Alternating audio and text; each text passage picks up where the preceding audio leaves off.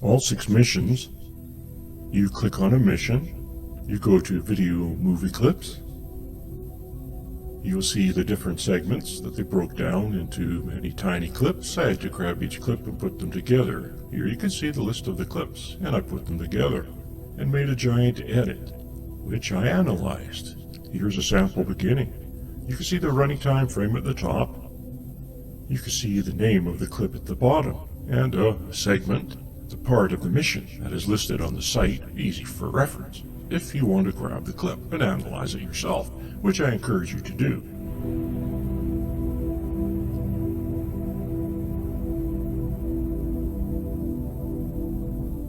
Aside from that, there was remaining time frames of the clips. For proper analysis, you will find out why. It's obvious that this is slow motion, and then sped up. You can see the timing that was changed in a factor at the bottom, how much the length of the clip was modified. Here's another example. You can see the time frame at the top, and now the time frame at the bottom.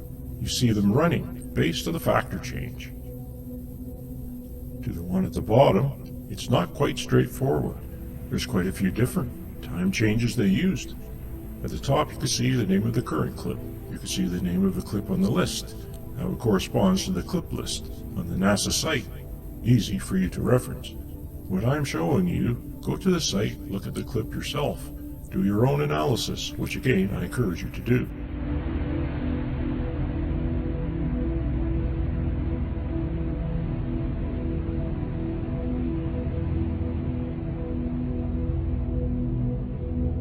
I will now briefly summarize the entire analysis.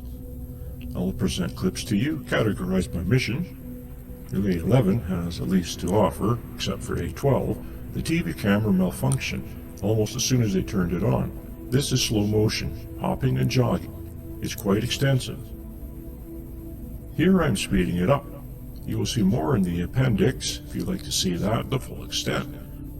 It's quite extraordinary. Notice the color changes in the footage that will be explained later about how the footage was generated and supposedly acquired.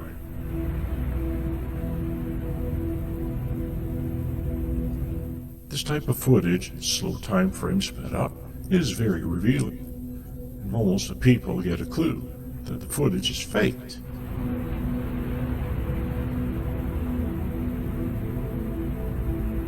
Here we see an example, looks quite normal. Someone running on the surface. Seems reasonable, but when we speed that up, this is actual footage presented to us, and fairly obviously, it's slow motion. Another example seems reasonable. Look at the hopping. Try to region his balance, and here we have obvious slow motion again acquired on the surface. You'll see much more of that in the full analysis. They also walked on the moon, not nearly as much as running or hopping or jogging, that is, but I find that somewhat more revealing, and he looks quite normal walking, except for the pops, which will be explained later, again just walking. This is sped up, you can tell by the factor change at the bottom. This is slow motion footage. And we will show examples. Here we change the length, speeding up, in other words, you can see that it looks normal sped up, and slow motion. On the moon speed that it was presented by NASA, you will have to orient yourself to it. They are actually on wires, so that oddly to it, but still very revealing. This is spasms I noticed, quite having a few, and I suspect that it's because of the wires, but pulling them, throwing them off balance, so that they had to recover from their spasms. I had some extra events I found, so that I was very revealing when showing a modified speed. Here you can see the bottom, look at the time frame factor change. That's my analysis saying that it's normal, when there's no factor change, and this is what NASA presented to us.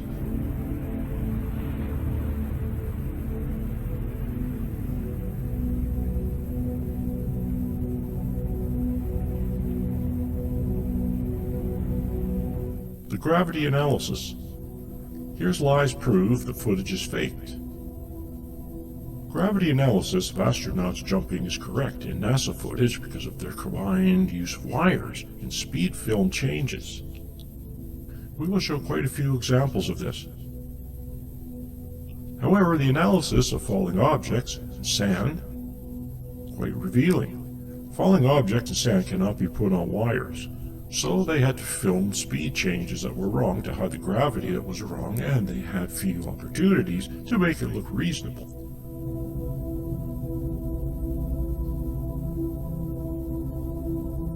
Here you can see it's wrong based on my analysis on the moon. I modified the speed to make it look right, and you can see that the two compare together, and the mini factor change that shows that it is correct for Earth.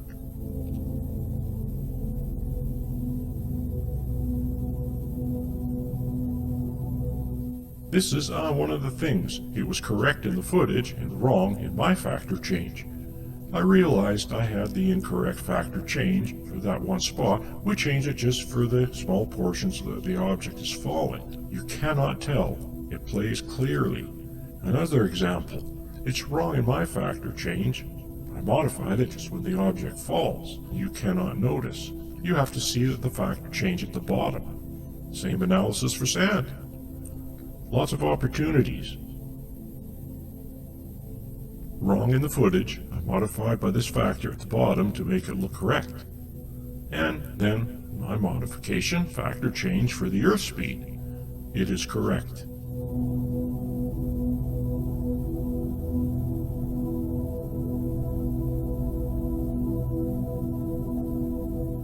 And just don't have a few examples of this.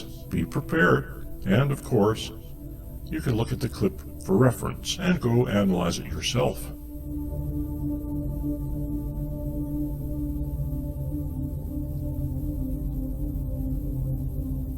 Here you can see the astronaut jumping when the sand falls faster. Only a few examples where the sand was falling in the same.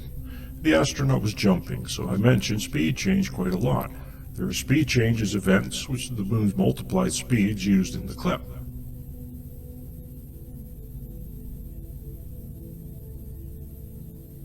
Here we see sand astronaut running away. Did you notice the fake that I used several speed changes? Here is an actual footage. It looks reasonable. He's moving fast, but watch. He will suddenly go in slow motion. That was presented to us by NASA. Here I found it because I used another time factor, he looks ridiculous, and then looks normal back there. Several different film formats were used in different aspects of the entire hoax. I believe the TV footage was actually captured on 16mm film, and then recaptured by a television camera. This is an optical printer, quite used extensively in the hoax, in different aspects, but an example of how a camera is pointed at the projector is projecting footage, and the camera recaptures it at a different speed. Here we have an example of it. An A114 frames, slow motion, and then you can extract different frames at different patterns to create different FPS pieces of film. These are all the factors I have deduced were used in the footage. It's possible different ones were used, but I found that these good enough. This is a model of the set. It was used to capture the footage. You can see that a backdrop, very large moon surface reproduction set was used. Possibly 300 meters in diameter. This is an opportunity for enterprising science students to analyze the footage for themselves and deduce what size was in each instance.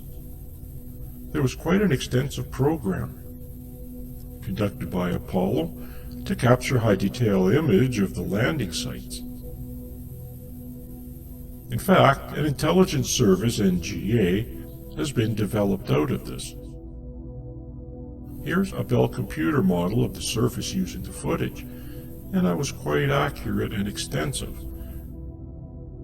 Here we are, a POV of the set model. I am showing clearly how it had a backdrop.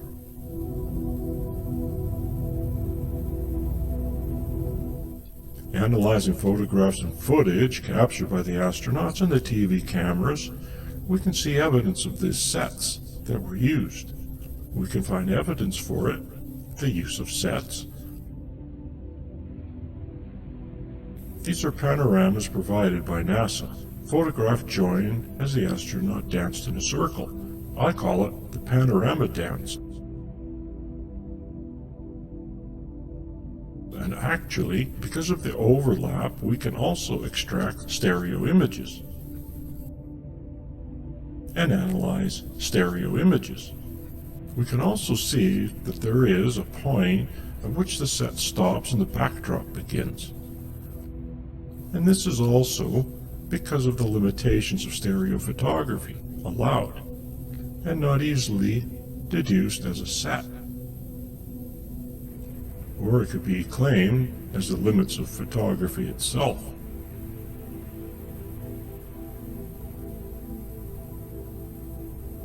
As we further go, talking about the wires and in training, and the balance between counterweight versus frame speed. And when we analyze the footage, the test footage, it will more clearly match the modified NASA footage of Earth than it does the simulator footage that we see here. Because of the low gravity, friction was reduced, and you don't see much of that in the NASA footage. In fact, the extraordinary abilities granted by such low gravity are hardly discernible in the footage. And then we will look at the footage that somewhat reveals the use of wires. One wire at the top,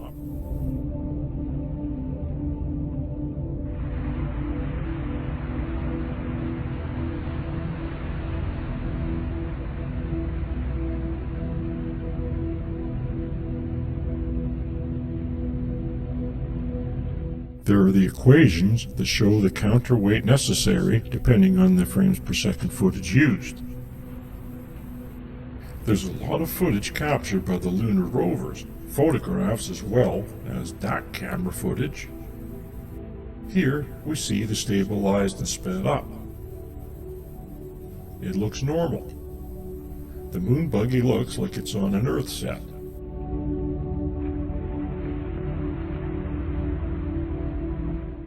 Here again, it's sped up, and it looks like someone's driving fast on a set. It's also quite possible this was a model. More analysis will be necessary to determine which is which. But they had some fancy setups with a simulator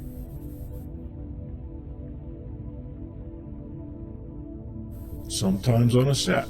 An example here, you can barely see the lunar rover, the same model. There it is in the middle. They had a flight simulator setup with a complex modeling of the sun, matching the generated footage.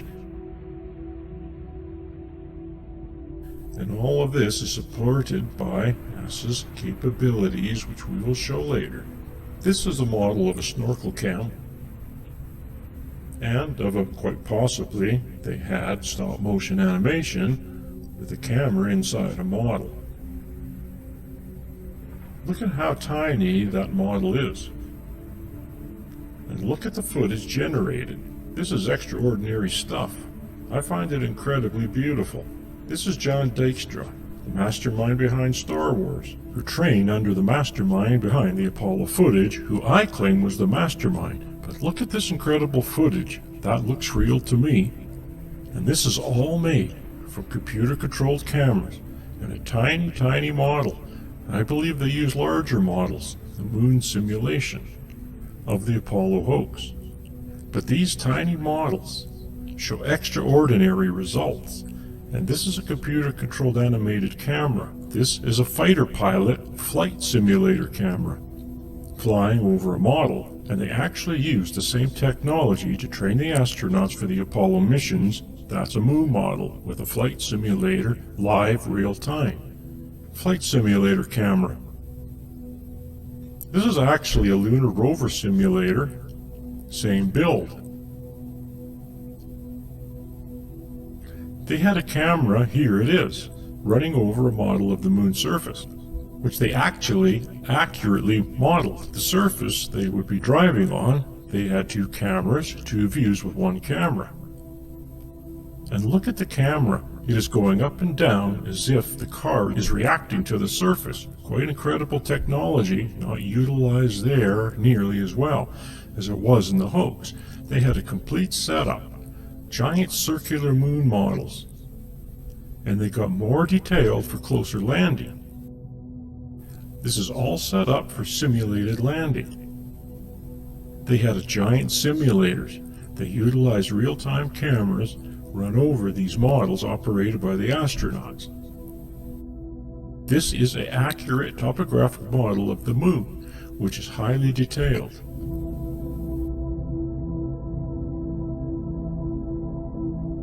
It was actually used in a simulator.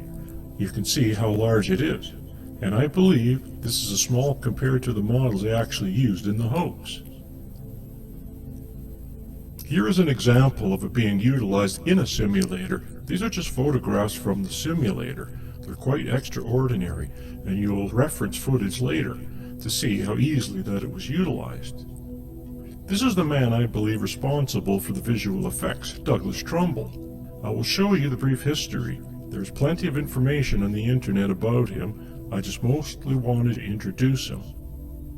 We have a landing footage. This is specifically Apollo 12. There was a dust blast.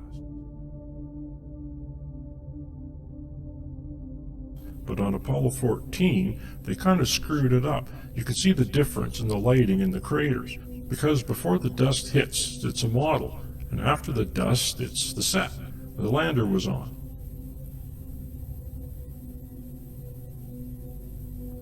This is mission control.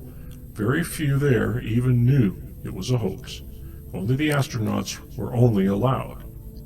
Only astronauts were allowed to talk to astronauts on the moon. They were all in on it, as well as the camera operator, because obviously the camera was recording, not live operated, and as well as agents. Only a few agents in mission control. Gravity analysis is obviously the most important, but I think some orientation is necessary if you understand what's going on when you look at the footage. A good place to begin is the moon's surface.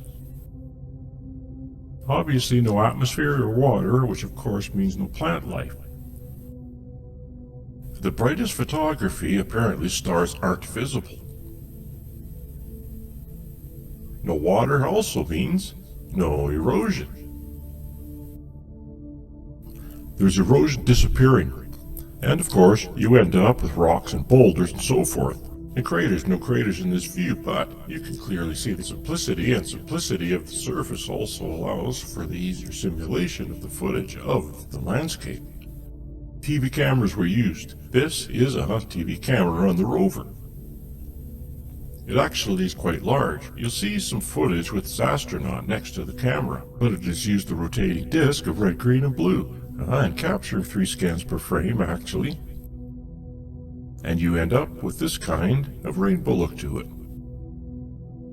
When all 3 colors are present at the same time fully, you end up with white. With none, you end black. Mixture of colors, mixture of intensity. Could give you gray of the colors themselves if they're separated. The slower it goes, the more you can see. The faster it goes, the kind of images, this blurry image. This is what today's film photography usually is made of. And television cameras are HD, and so they have a lot of this as well. Not as much as on the scan, as much as progressive, which is image after image.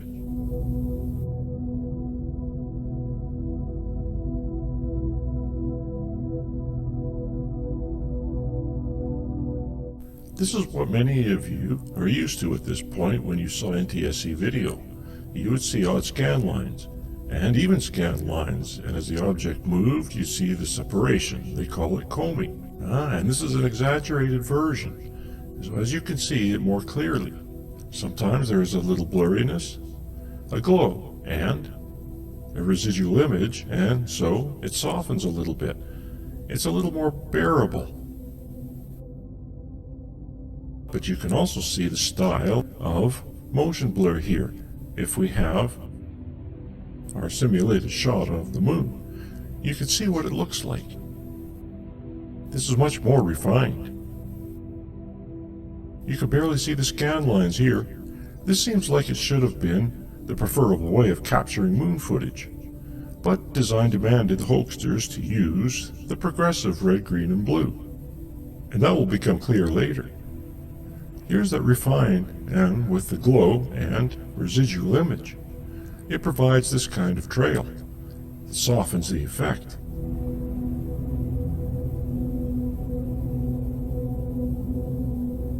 And of course, they have it simulated. There it is, just a shaky camera. Now we show rainbow motion blur. When we separate the colors, you can see what happens. This is a disc spinning, capturing red, green, and blue. Then the red, green, and blue are combined all three together. And we have white. Here you can see the different colors, and if you combine them in different intensities, you end up with the full gamut of colors in the rainbow, as well as in between. The closer they get to being balanced, the greater white and black it gets. And you saw the color footage. In the slow-mo, you see it again, quite often. That's because of the imbalance that was purposefully done. So now you see the rainbow motion blur. As the object moves, the red and green and blue are capturing different states of the object through its movement. When you combine them, you end up with separate colors. Except where they overlap, you get white the slower it moves. The more natural it looks, the faster, the more rainbowy it looks.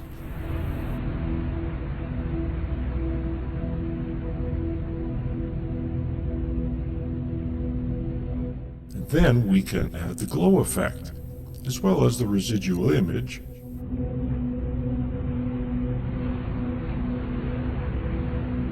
And you get something very similar. Here you get great examples in a few seconds of this type of footage. Here it's similar with video compression added on the top. So you can see, why does their image look so crappy? It was purposefully done to disguise it was on the moon, but it was only added to the hoax. Here are direct examples of the rainbow motion blur. The faster the object moved, the higher the contrast, white over black. It becomes very obvious. Gray over gray, not so obvious. Some of these are looping. That's why you see them repeating, because they're just short clips.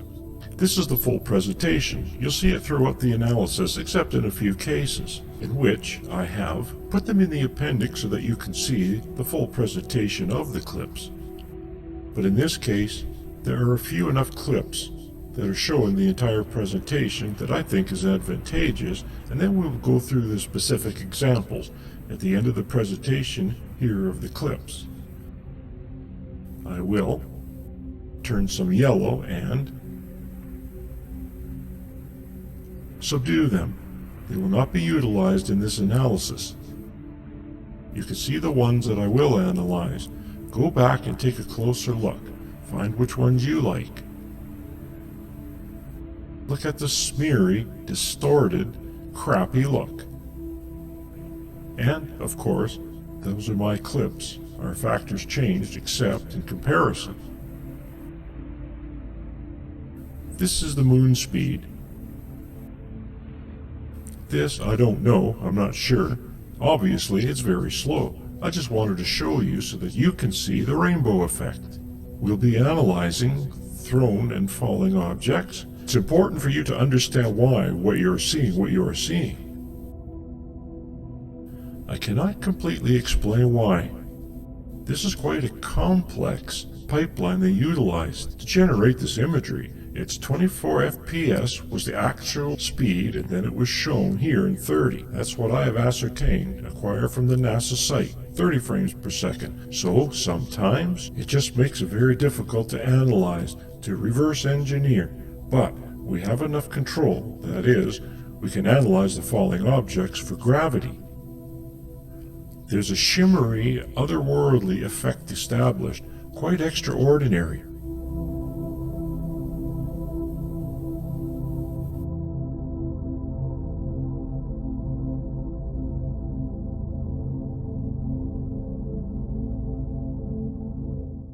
This is, of course, very slowed down so that you can see the effect. Here, sometimes you'll see it. It's compressed. Sometimes you see multiples. It's not very straightforward. We may never completely understand how they generated this imagery, but we have enough control to analyze for gravity, so that you can see the severe compression as well as distortion.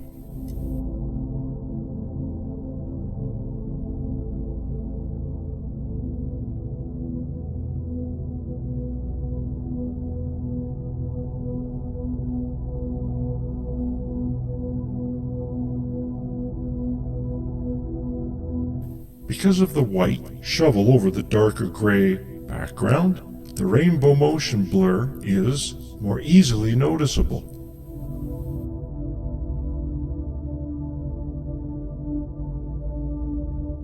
And of course, the extreme movement. This is frame by frame. Why the specific changes are occurring, I do not completely understand. I have not completely analyzed for that. I do not see a need for it at this time. Then there's the camera's utilized lenses. There's distortion as a result. You can see this in the modern camera. That's cut in half so that you can see the glass inside. Lenses are curved. They're curved more extremely, less extremely. There's an array of lenses. This creates a complex, really complex situation of light moving through. And then you see the extreme curvature here depending on the lenses utilized. You end up with a certain amount of distortion. Here is a graphic example of distortion. This is a fisheye, an extreme fisheye, and this is the opposite. It is called pinch and push, I believe. And you'll find the footage. This is the kind of distortion that you can see. It helps disorient the viewer as well as it can make things look further away than they really are. Frames per second is a very important aspect of this hoax. You need to understand it, so take some time to understand it. A projector, this is how the film is run through the projector. The arm's grabbing the film, moving it along, and there's a spinning disc letting light through. You have reels of film, and depending on how quickly the film moves through the projector versus how quickly it is captured, you will end up with some effects, like slow motion and sped up. That's the DAC camera on the left, 16mm camera, and projector on the right, 24 frames per second. You move 24 FPS through the projector. As it was captured by the camera, you end up with a normal motion. 1 second, here's a 144 frame strip. And you can capture it all 144 frames per second if you want. That's quite extreme, almost never done, but if you do, 1 second of action captured at 144 frames per second, projected at 144 frames per second equals 1 second of action. However, if you project that same 144 frames at 24 frames per second, you end up with a 6 seconds of action. Because it's 6 times as long, the footage is 24 frames. That's extreme slow motion. Here's an example.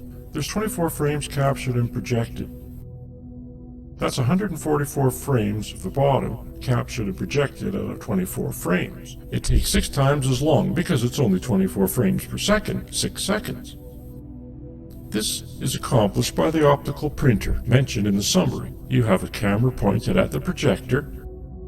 It's projecting 1 frame at a time. The camera clicks, and you can skip 3 frames to capture another frame. And you can do it all in any portion, however you like. Effects were accomplished this way too. So here we have 144 frames per second film strip. We can fill those 24 frames with different frames from the 144 frame strip using our optical printer. You can see the pattern I used, the frames I used. This will give us different frames per second. You can recreate frames per second. You can recreate frames per second depending on the pattern you choose. And this is very significant in how this hoax was accomplished. There are all the specific frames per second that I have extracted from the footage that I believe were utilized.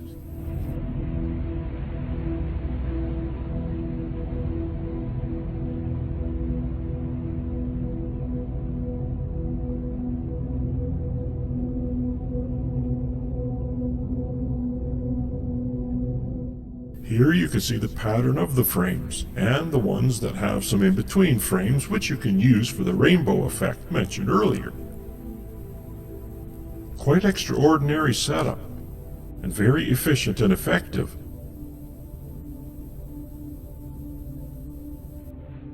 Here we see examples of those frames per second, playing at 24 frames per second.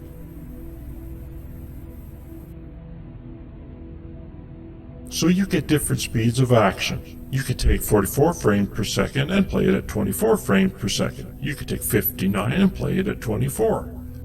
How it was captured, or the speed it was captured or generated at versus the speed I played it at. Those are the factors of frame length. And these are the factors of frame length that were utilized, that I utilized, to reverse their slow motion, and made it look normal, as it was originally performed. You can see the 44 frames per second, it is the main film speed, and the others that were used in specific instances. Here we see them all, those frames per second, modified by the factors I showed. You can barely tell the difference, it's the same action, gone through a different process. And almost identical at the end of my process, my reverse engineering. You can see the subtle changes. You could see subtle time frame changes used out of 144 frame film length, and so you can rely on the process I used to reverse engineer this action. Now the other complication mentioned was the fact that I was captured to 24 frames per second, yet shown to us and presented to the website at 30 frames per second, because that was normal NTSC frames per second. I did add some stuttering. The bottom of the 30 frames per second and at the top is also 30 frames per second. But I added stuttering, which you will find in some of the footage, and there's a phenomenon that I find quite interesting, is that the distortion of the footage, because it was broadcast from the moon, did some time changes where it actually went backwards in time and started up again, yet remained in sync. And that's a phenomenon that I think should be explored more, but of course I won't because it wasn't real. It will just confuse the viewer and make it think like it was coming from the moon. Now we get to the gravity analysis. Here you can see I show you how I came up with my graphic for analyzing the gravity. The blue is Earth gravity and the red is the moon gravity. You can see an obvious difference. The moon objects fall slower while the blue objects fall faster. We won't see those animated in the analysis. I'm just showing you how this graphic was generated. The footage was matched up to the astronauts so that the astronauts were the same size, and based on that the analysis was generated. You should familiarize yourself with the number on the graphic. They represent frames. The object should take a certain specific number of frames to fall every time. There is no exception. Gravity does not change. And because of the frames per second, 24 frames per second here presented at 30 frames per second, it's the same thing. It's 1 second of their time. And you can tell by the sound sync. It's 30 frames per second. You can tell by how many frames it could take an object to fall on the moon in a certain number of frames in a certain distance. It doesn't change. So here we have astronauts jumping for various reasons. Locomotion, fun, who knows. There obviously was no jumping in the first three that I could locate, mostly in A17 here. And of course they had the astronauts on wires, so in my analysis their gravity was always accurate to the moon. This was a frames per second combo with wires. And based on the equations you saw earlier, about 46% of the weight staying up on wires, and so it was quite the same as the wire simulation. Weightless quality, or lowered weight quality. But of course combined with the frames per second, which was 44, they always fell at the exact right speed. Here we monitor at the top of the head because no matter what part of the astronaut you look at, as long as you can clearly designate where it is, at the beginning and ending of the jump. Here also, taking the beginning of the jump to the apex where it stops going up, or the apex down where it starts going down, to where he lands. If you question my choice of these, then there's not much I can do about that. But I was as accurate as I could be. You can see I matched up the astronaut to the graphic based on where the feet were located. And if they were leaning forward at the top of the pack, it's where the top is. And if you see them leaning over, that is very accurate. The pack doesn't really go much over that, the astronaut's head. And based on where the astronaut is located in the suit, eye level about middle of the visor, and the head was not much over that. I determined what the height was. And so of course, these are all wrong in my factor change clips. But not if you include wire work. And here of course, they're right every time.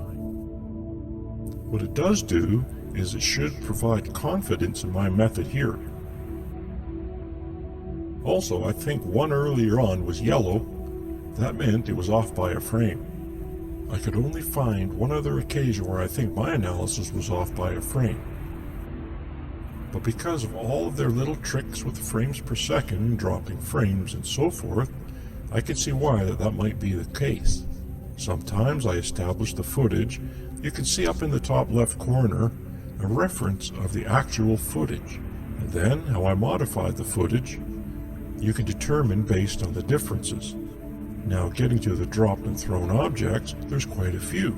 This is really one of the significant things that led me to proceed forward with this analysis, is that we found so many opportunities to measure the gravity.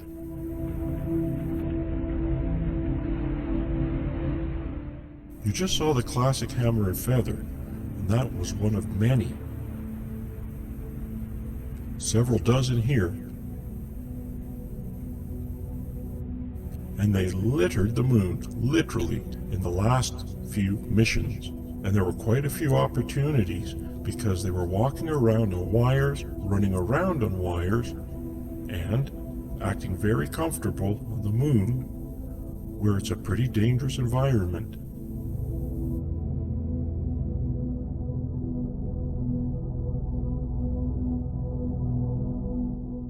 So obviously I didn't analyze all of these. They're not always really analyzable. You can, I'll show you, after the presentation of these clips, you'll see which ones dissolve away as yellow.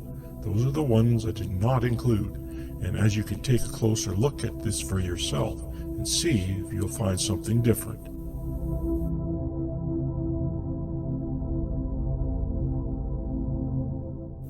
And here we go. We shall eliminate the ones I cannot analyze. We're left with quite a few that I can, and those are significant. Even the ones being wrong should raise alarms. We have a bunch.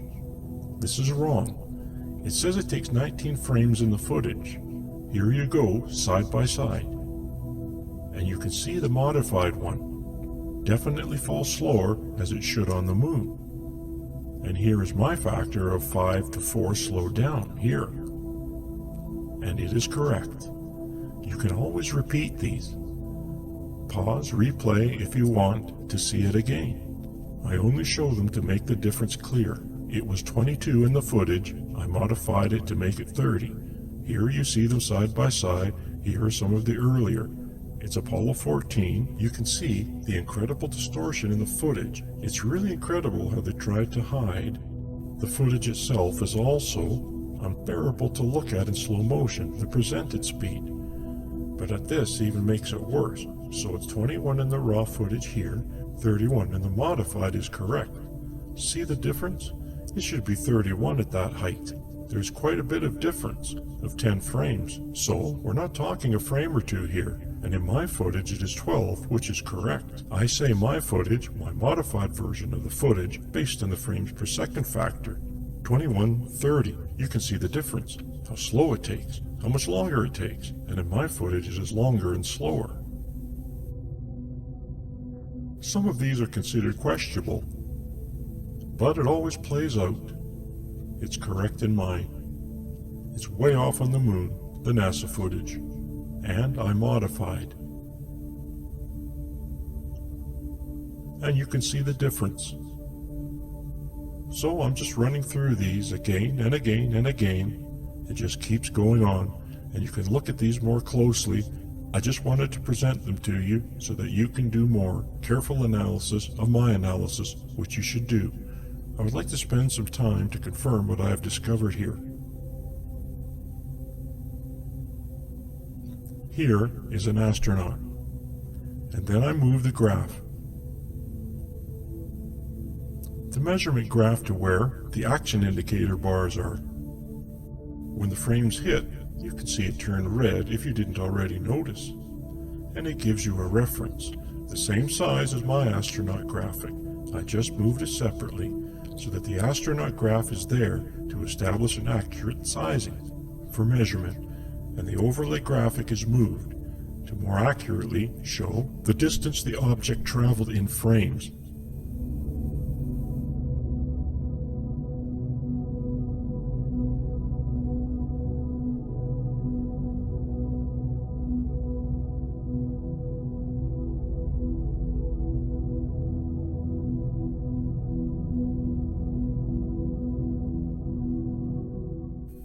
Every time it's about 2/3 difference there. It's 2/3 as many frames as it should be. And in mine, correct every time. Well, let me correct that statement. Almost every time. And I'll show you why soon. Those are not correct. These are some tricky fellows who created this footage.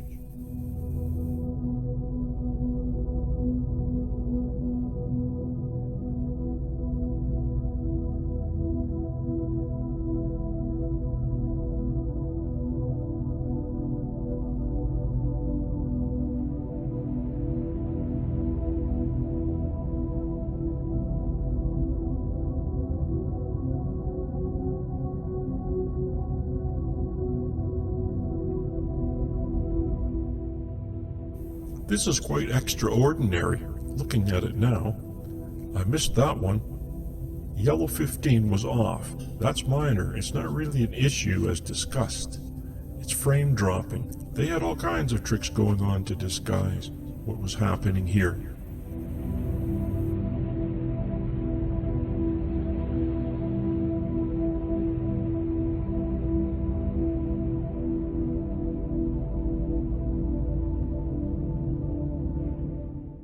When you see the yellow graph there, it just means that I've done some stabilization, and I put it there as a reference.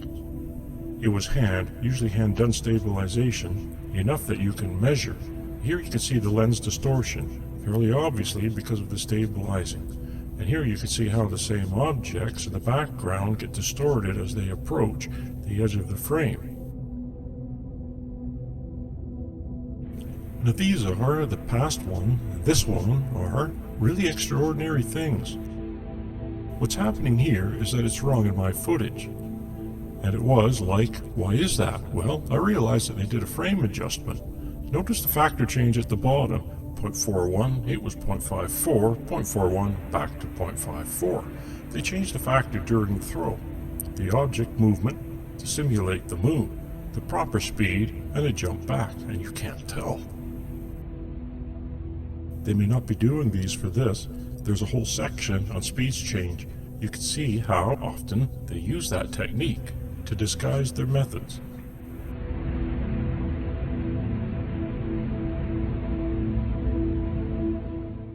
Again, you can see the factor change. This is a harder one because the camera is moving so much, but it's clear to me. You can see that I have multiple versions of the graph. One is in the background. You can see I have 2 moon men astronauts because I'm trying to measure how far it went. I do the factor change and it works. 0.41. Why 0.41? Because that's your film and normal speed, and you have to multiply that film speed, the length, by 0.41 to achieve simulated moon gravity. Now these points were in the analysis presentation.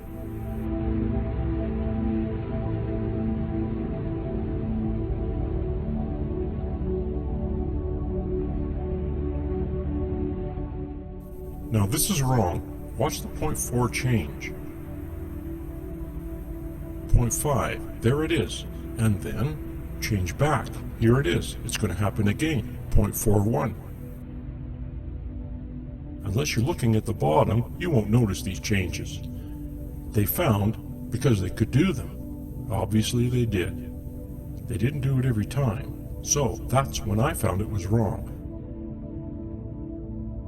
Look at all the movement taking place. Look at the factor change timing. And it's amazing that it works so well.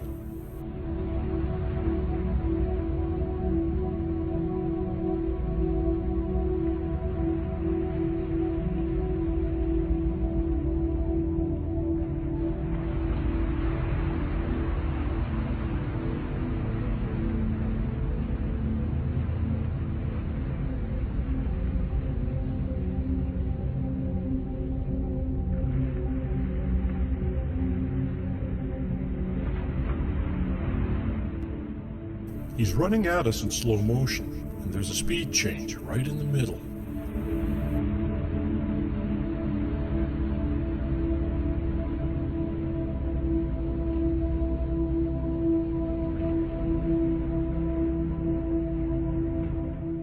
You can see extreme popping and mucking up of the footage.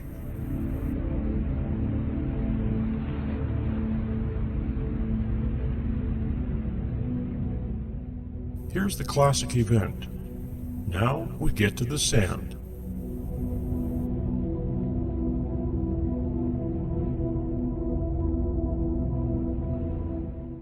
Basically, when I did my analysis, I looked through all the footage several times, and anytime I found sand falling, I marked it, separated it out as a clip. So here's what we're seeing every time I found sand falling. Now when I do the analysis, you'll see I limited it to the ones I could, though I could analyze. Because of the mucking of the image, especially sand separates, unless you get a closer indication of when it starts and stops, going up or going down, you really can't analyze it. Sometimes you can, you don't need where it stops. You just need enough frames so that you can say, I've seen it move. And again, as we get further emissions, A17, almost the case, it has more. A16 and A17 are almost always the jewels of the missions for analyzing footage.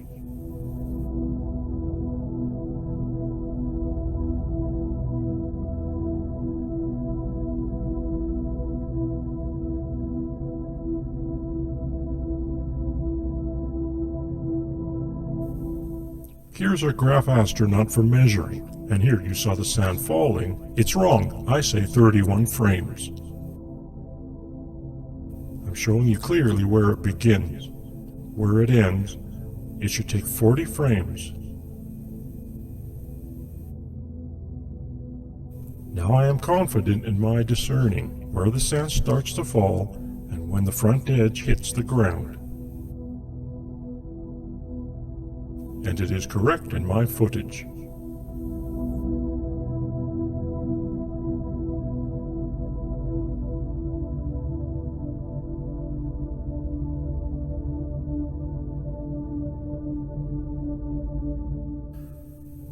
It is very blurry, very difficult.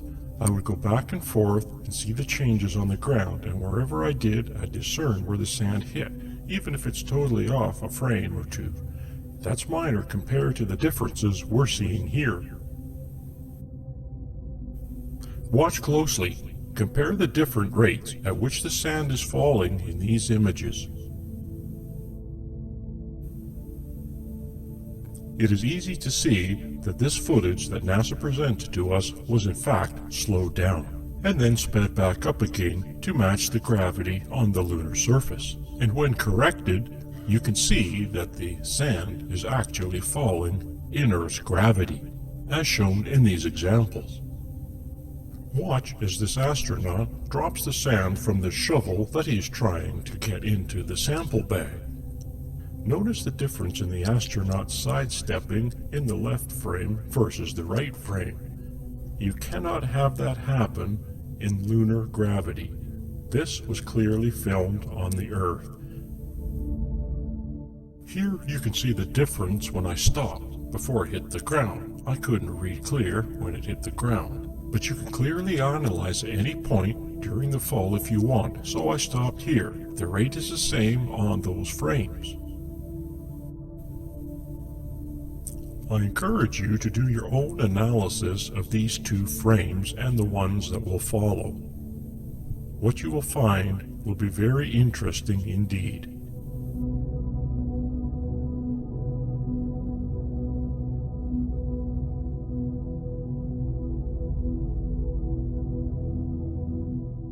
In these frames, watch the difference at the speed of which the sand falls.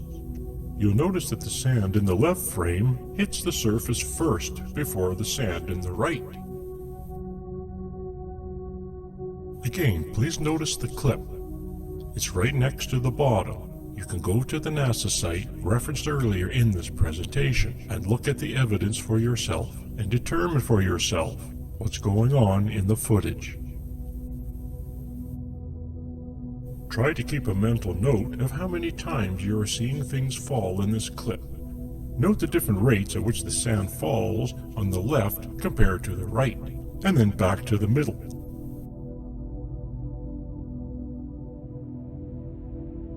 And then back to the left and back to the right, and then back to the middle. The sand behaves as if it was in Earth gravity, slowed down and then sped up again, and then slowed down. Do you realize how many times we're seeing things fall here and the wrong speed in the NASA footage? This is not a fluke. This is clear evidence this imagery is faked. This is an interesting dilemma. I had to determine where the top of the instrument was. And then, to help aid myself with the analysis, I used one of my gravity balls. And you can see it matches up. It doesn't match up, according to my analysis, in the expected times. And here are a few examples of an astronaut falling down, kicking up sand.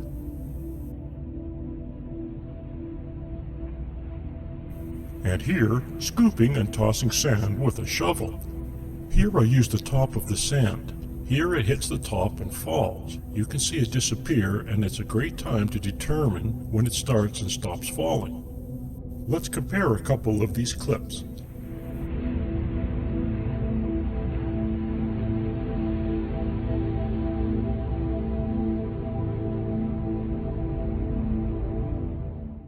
He did a lot of shoveling, so I have a lot of opportunities to measure.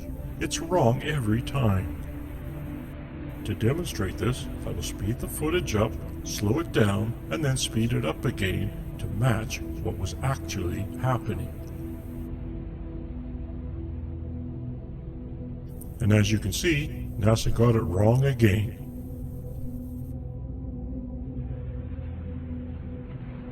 Let's watch that example one more time. Keep an eye on the top counter as the sand hits the ground. You'll notice that the time frames are different. This would not be possible had this really been on the lunar surface. This time, we see the astronaut step backwards as he finishes shoveling. You can clearly see that one pile of sand is hitting the lunar surface, or so-called lunar surface first, before the other. Let us take a further look at how gravity affects objects that are thrown.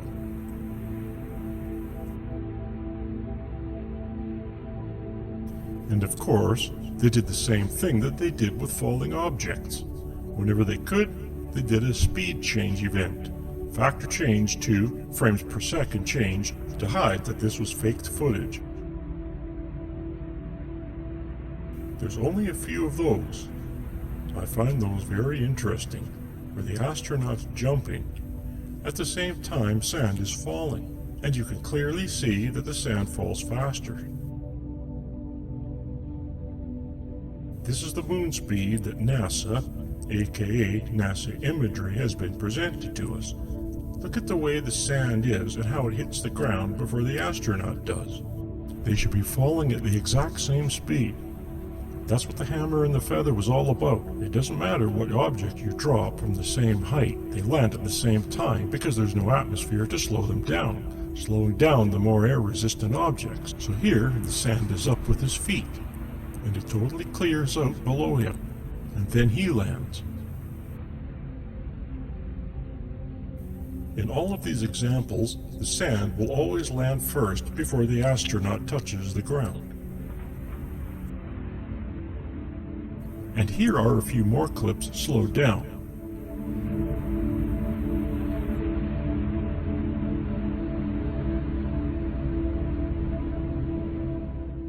This is the famous jump salute. And they're the more obvious ones to me. Sand is up there with his feet. Sand is up there with his foot, and then it's clear it's falling as fast as in Earth gravity. He's falling slower because he's hanging from a wire.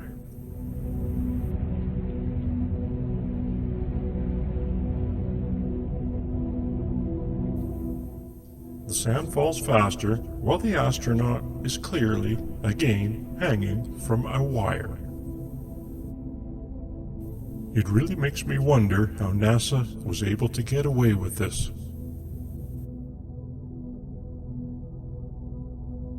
Here we will go through some speed change events.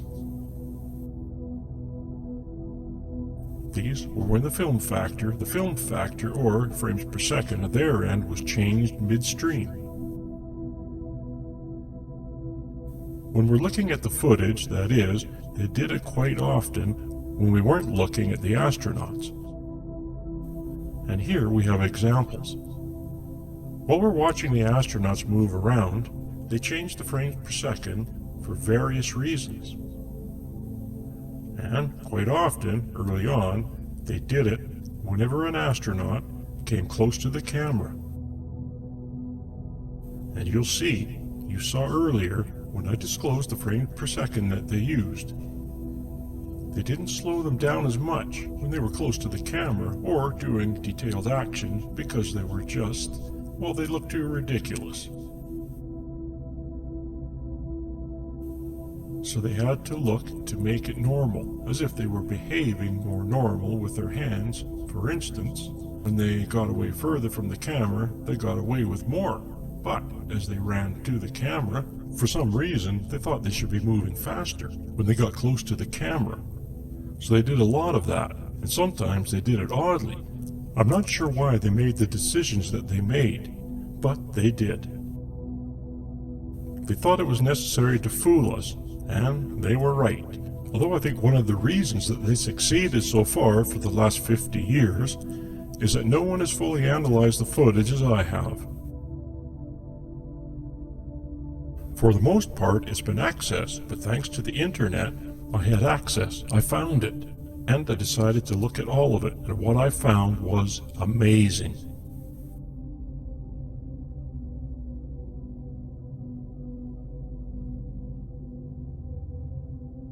And we are going through all of these events. If you watch the factor at the bottom of the footage, you can see it change midstream. Sometimes they are significant and sometimes they're not. I'm showing you all the ones that I found. However, during the presentation reveal, I will only show the most significant ones.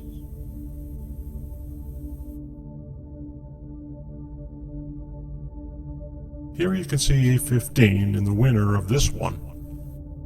You can see I eliminate most of them because you lack motion blur, so here's their version.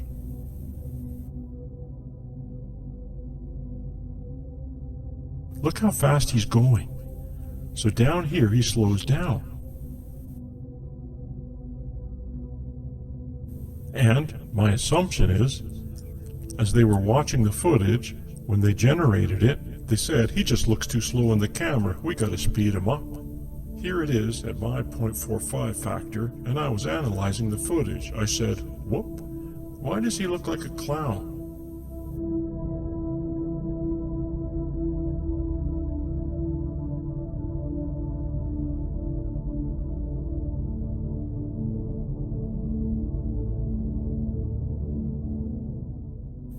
Here's the same trick again. More than a few times, they thought it was necessary. There, it's hardly noticeable. Of course, you speed up the footage and, whoa! He starts out slow, and then he just takes off.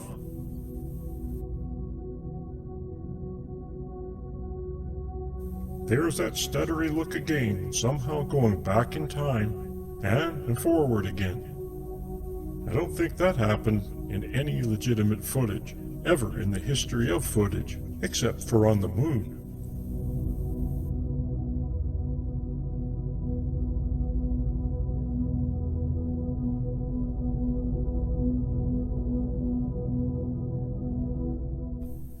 And so, I don't notice any changes they did.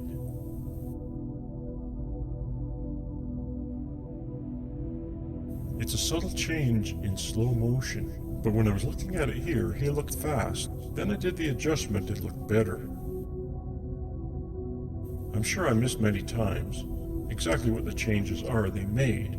I just did the most obvious ones that looked and stuck out to me. That was a change in the middle. Did you see how the astronaut just sped up in the middle like that? Here, let's watch that again. Watch as the astronaut comes close to the camera. He's in slow motion. And then, keep watching. There, all of a sudden, he just sped up. There he is again. Looks going fast. He seems to go a decent speed, and then, next. So here we are, the standard 0.615 for rover activity, and they change it so he can run away. If you watch closely, you can see little spasms that the astronauts make.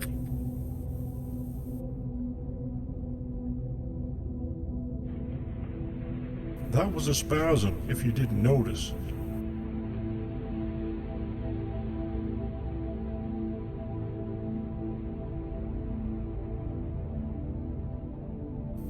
Here he is in my constant factor. That's the spasm. And then, now you don't even notice it here. It was proper at 6.615 earlier, and he wasn't proper. I had to find the time change as they became standard practice. When they're near the rover, I find the factor that works, and as they get further away with different factors and so forth, so I just took the opportunities to change, so that I follow the most likely. I do not nail it precisely every time, but I did it enough to show that it occurred. The astronaut walks slowly and then speeds up, if you notice.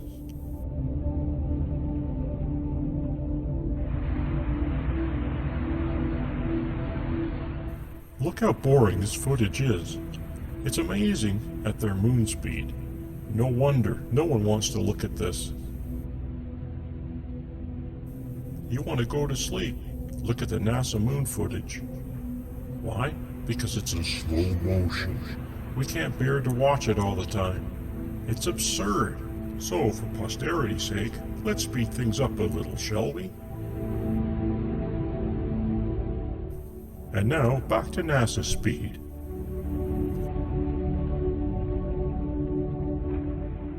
So again, my standard way of showing this to you is my determined way that it was the factor that needs to be utilized. There's a speed change, and then I show you the NASA footage. And then I show you the constant factor that I first created and which was revealed. That it wasn't normal, and I had to do speed change adjustments. So once again, let's have a look at this boring rover footage from this angle and watch the astronaut how he speeds up and slows down at times.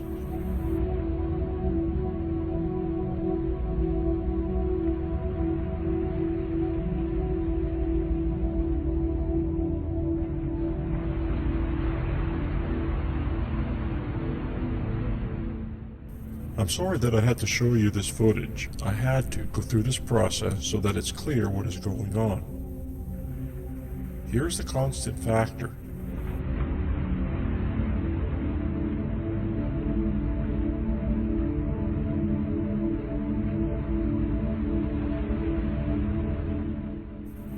let's watch this astronaut speed it up. This one, here's an example. There's a speed change between 0.57 and 0.54, not dramatic. But it's a great example of how the astronaut's in full motion. He hits the ground, starts a different stride, some kind of change, and allows them to hide the factor change. So the astronauts were hanging from wires. We'll discuss that here. Its backpacks, so forth. Here's a suit laid out. I think pre-launch, possibly post-launch. You can see a lot of little items. You can research all of this on the internet. You can see the fancy understructure. It's going to have to be pressurized, and well, it's got movement. And here's a diagram explaining what all of the parts of the suit are, and whether or not they were used on the set. They could have been modified, certainly the pack, which we'll go over here. It was probably modified, it may not have been made of all of that equipment. It certainly didn't have to do with all this stuff. More than likely they pressurized the suits a little bit, as well as the water that went around. When astronauts were testing the suits on the Earth, they still had to have coolant in there, but it didn't need to. So much oxygen feeding because they were in it, oxygen-filled set. And I imagine that they took as much weight off of these astronauts as they could, so that they felt a little more comfortable.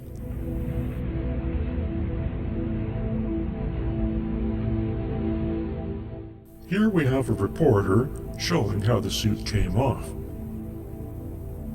And we're just speeding it up a little so that you get a sense of everything that was involved. Now the inner structure is connected to the outer garment there. So here we can see that structure, and here's the wire setup you saw in the summary. For some reason, the pack is sideways. And this is the same structure that was used for the LM, I believe, testing that we saw earlier on the fake set, the model set and so forth.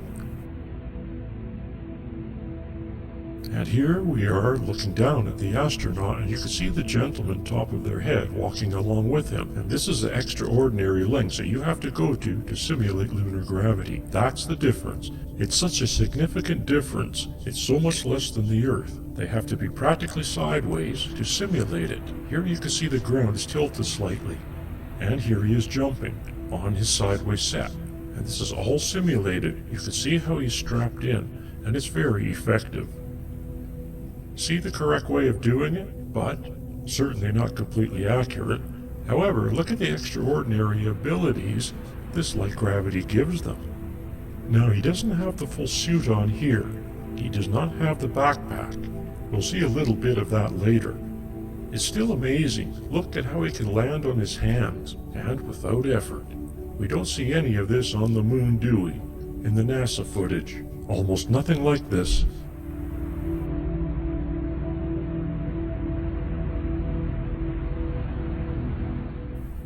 Look, he lands on his hands again. Extraordinary. Here we are in the pressure suit. We are going to see tests where the suit is actually pressurized. You can see the comparison between the two. And he's getting rigged into place.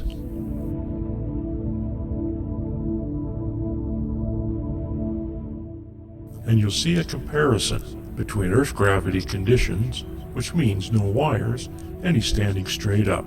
And the moon conditions where we're looking down on him sideways, and look at the left. Looks like the guy's walking. In my factor change on the right, he's floating. Why is he floating? Because 83% of his weight is taken up by wires. He can't run. Why? There's no friction. He's so light now that he can't get any friction with his feet. However, on the left on Earth, it's easier. These are both pressure suits, not fully pressurized. That is my understanding. Close enough to the limitations that the suit would provide. And as you can see, an effortless flip. And here he goes again, and he lands on his hands without a problem. I saw no kind of agility like this in our moon footage.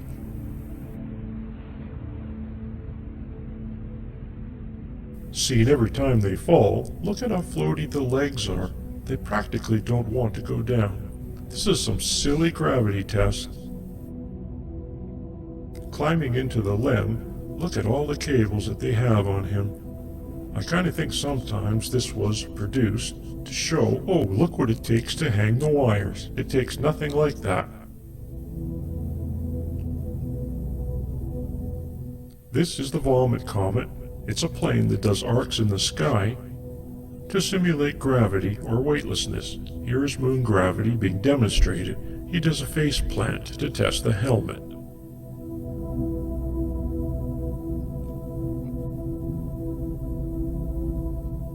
And here, he looks like a fish out of water. They had problems with the backpacks, and so they had to redesign them because he couldn't get up, and here he is trying to get up. Look how awkwardly it looks. It totally contradicts what Aldrin just said, which was his excuse for the slow motion. Pretty blatant if you ask me. And look how floaty he is. He can barely stay on the ground. He's got the backpack and a fully pressurized suit, and he's struggling to keep his feet on the ground. This is amazing. There's nothing like it in that footage. And where was the wire located? It was just one wire, I'm quite sure, right in the middle. Right in the middle both ways from the front and the side. And it was made up of monofilament, perhaps braided, perhaps a metal monofilament, whatever didn't show up on the camera. And you heard Douglas Trumbull talk about that. It's not uncommon. And look at the size of that. It's tiny, 5 millimeters from left to right. And so how did it not show up on the camera? That's not a big deal, and here we go with the analysis of the moon gravity versus Earth gravity. I come up with the equations, and based on the frame rate, you can use a specific counterweight that allows the astronaut to fall at the same rate as they would on the moon when viewed through the 24-frame projection setup.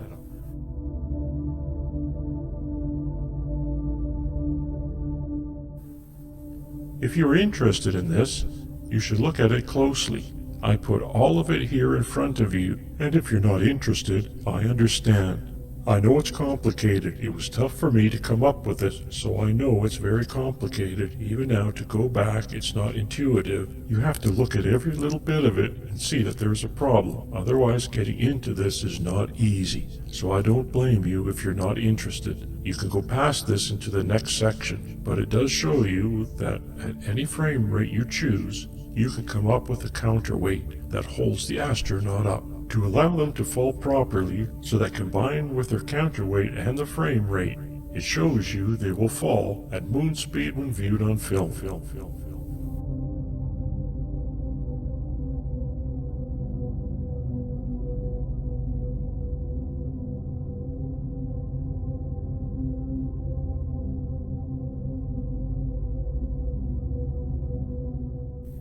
And you'll see 59 frames per second and 0%. That means you film at the rate and show it at 24 frames per second, and it will look like it is falling on the real moon.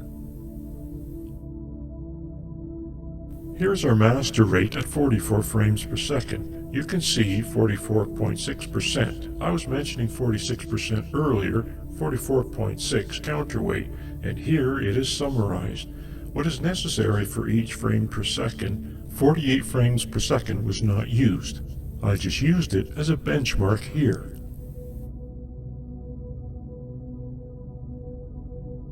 Here we have some examples of what I consider evidence of the wires. Some odd behavior, physics, odd physics behavior, astronaut behavior that for most part can be explained by having the wire pulled at them from above. We'll go through all of the footage. You can see all of the strange behavior, and we'll look at the clips that I think are clear examples of astronauts hanging from wires with approximately 44.6% counterweight.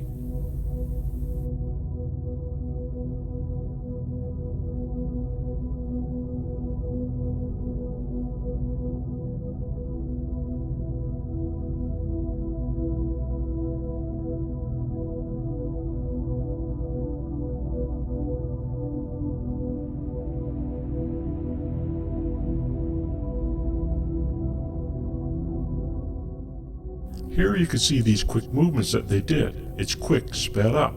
Don't send them in the air. They do a lot of that. If you watch the vomit comet footage, you'll see it. Anytime they start moving, you'll have to be ready to push up. Quick pushing up with his legs. He's going to launch, same with the wire work. So, all of these clips are the ones we are going to look at. You see a lot of spinning because they've got that central wire pulling up. They're kind of using it. This is natural. You've got these forces working on you. You kind of use them after a while.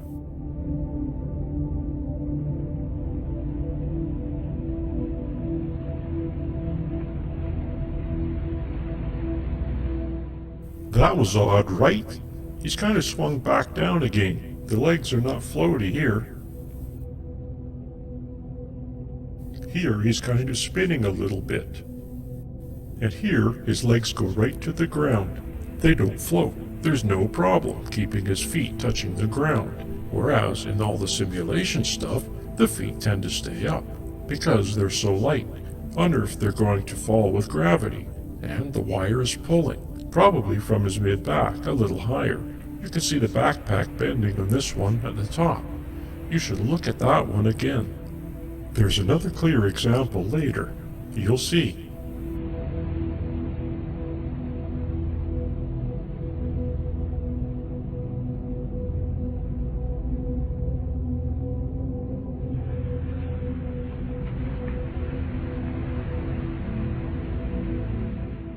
It's an odd balancing act being pulled up from the top.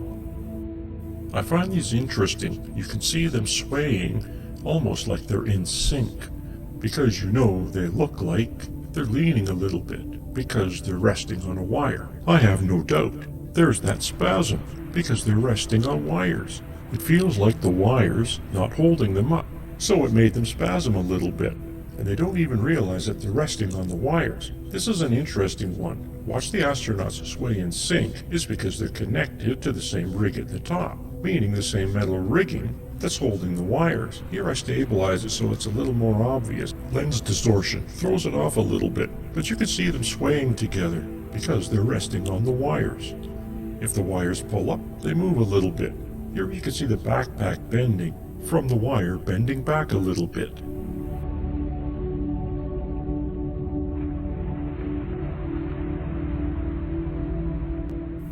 And sometimes they look like puppets, right?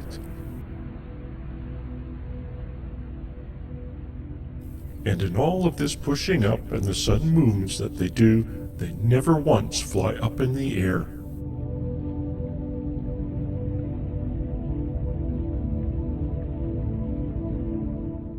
Remember how easy it was for the astronauts to jump and land back on their hands when they were attached to their rigging? It didn't seem very hard for them as they almost went flying back into the air.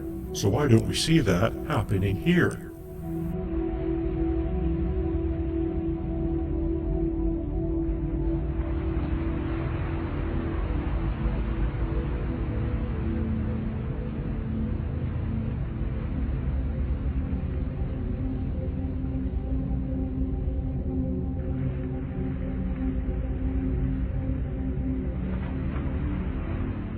Watch as these astronauts twist in a circle. I call this the rotisserie dance.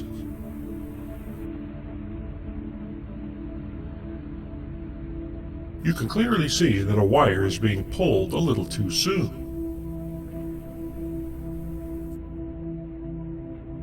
And here again, we see the rotisserie dance.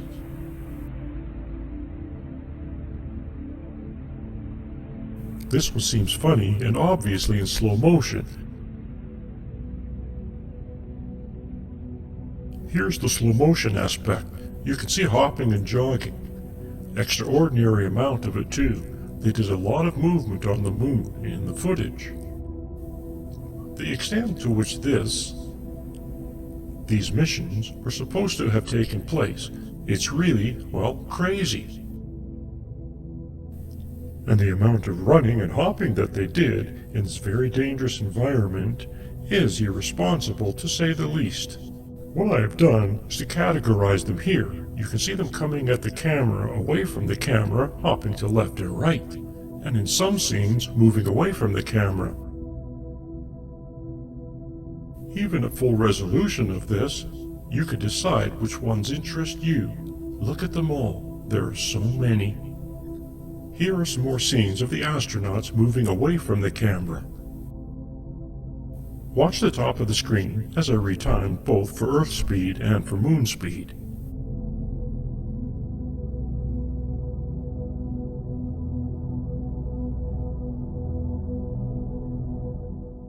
And here I have analyzed them. You can see the factor change in red versus the NASA version. NASA version obviously slow motion. Anyone in denial of this point is fooling themselves and should stop. And you saw earlier in the summary, they look normal, and this looks slow motion.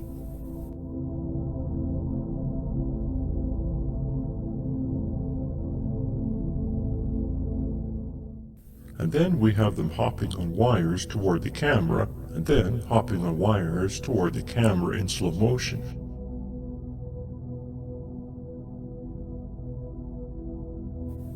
You can see the astronaut in the back trying to regain his balance. Here he is trying to regain his balance in slow motion. That's just ancillary to the guy running at the camera.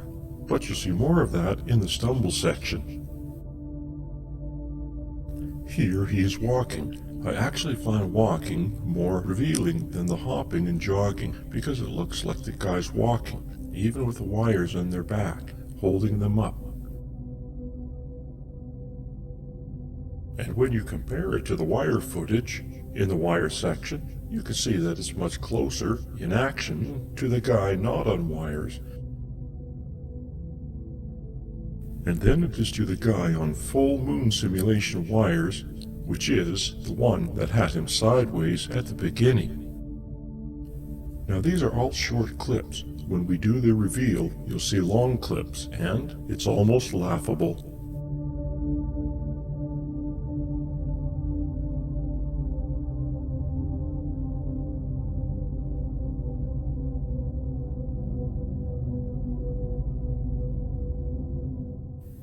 So here they all are together. You can see what I consider normal speed. It makes an incredible difference the way the astronauts walk and behave. I know it's difficult, but take your time and watch each individual frame as the astronaut moves.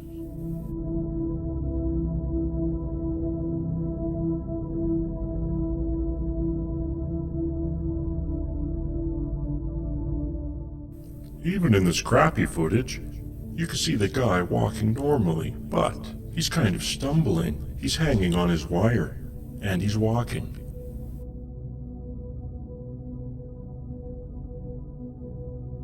This is a great example of the oily suit, which you can see in the oily suit section. You will see more of an explanation of what's going on there.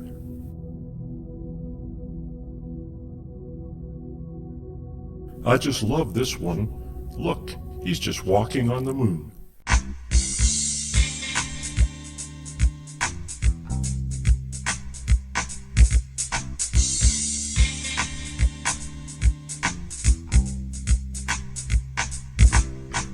Show me how to wear these. Walking on the moon. Want to look real cool now. Walking on the moon. Don't want you to tease.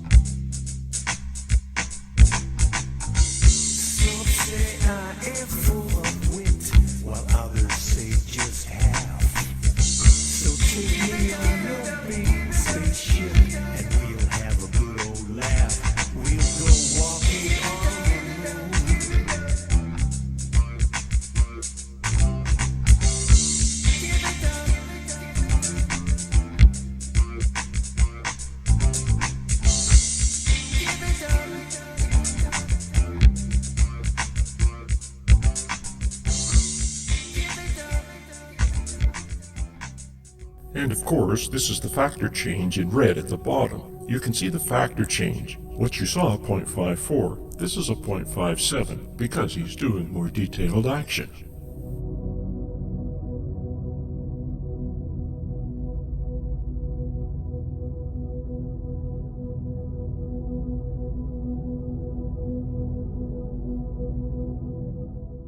I think that this is incredible. I mean, how many of you have walked over to rocks on a hill, on a hike, and you maintain your balance while doing that? And there, he just had a little stutter. That's amazing. It looks like a normal guy's walking in the desert. A little odd because 46% of their weight is being lifted up by wires.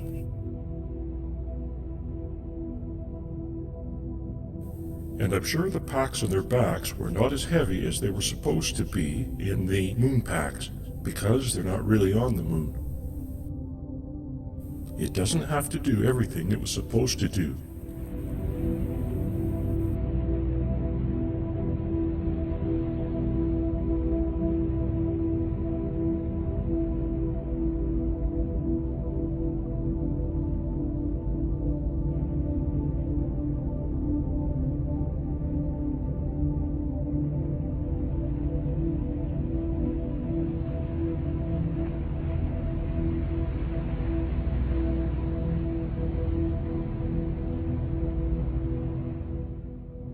Here you can see the camera is almost constantly moving. Very seldom it is still. They have all kinds of things going on to keep it busy and keep you from figuring out what's going on, keeping it noisy and cloudy.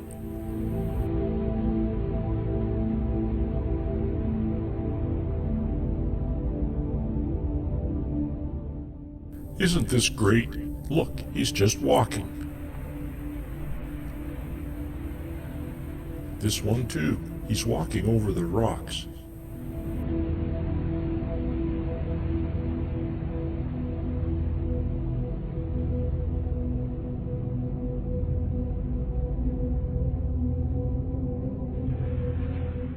See those subtle moments of him catching his balance, adjusting his step?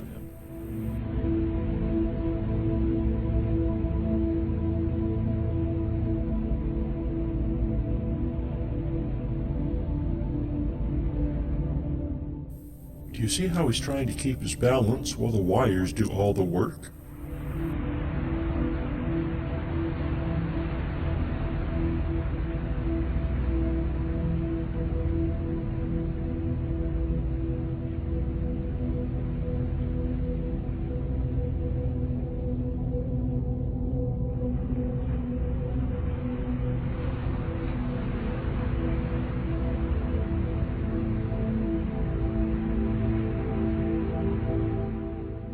I find the stumbling also very revealing, catching your balance, trying not to land on your head.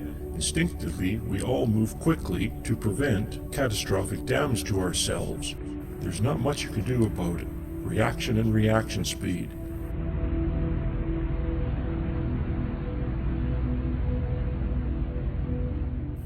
Here at the factor change versions, you can see them performing these natural jerks and very quick adjustments not to fall on their heads, whereas at moon speed, you'll see it's obviously slow motion. Here are a few examples of this. I have sped these clips up to prove that this was filmed in slow motion.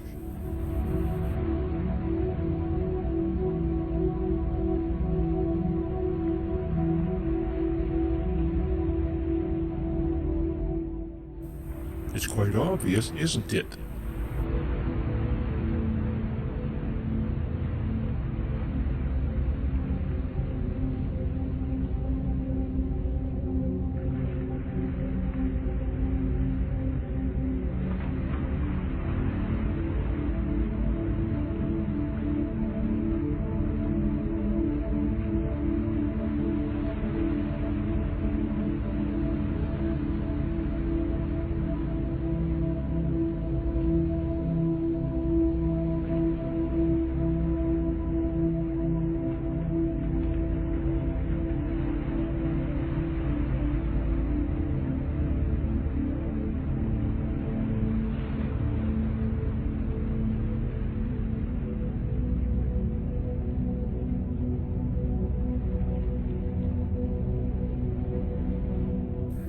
There's obviously oil in the sand to keep it from, well, dusting, fanning out.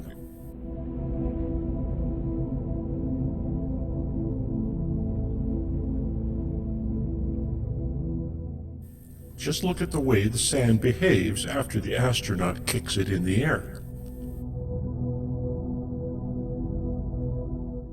This so-called regolith contains water or an oily substance.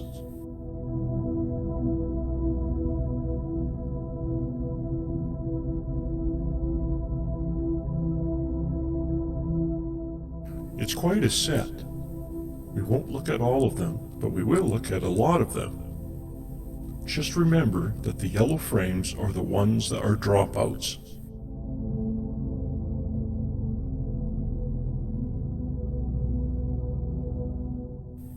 There's the moon speed.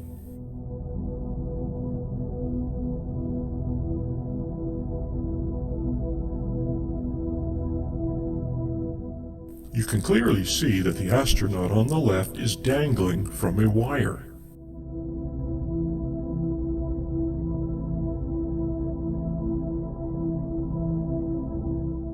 Some of the actions aren't noticeable as odd, and the moon speed NASA presented version was because you don't accept the action as what it really is. But this is a joke. I mean, come on.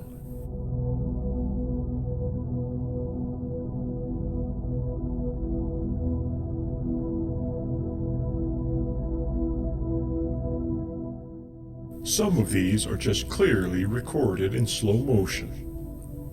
How anyone could accept this as anything else is not really reasonable. I will show you a few more examples of this.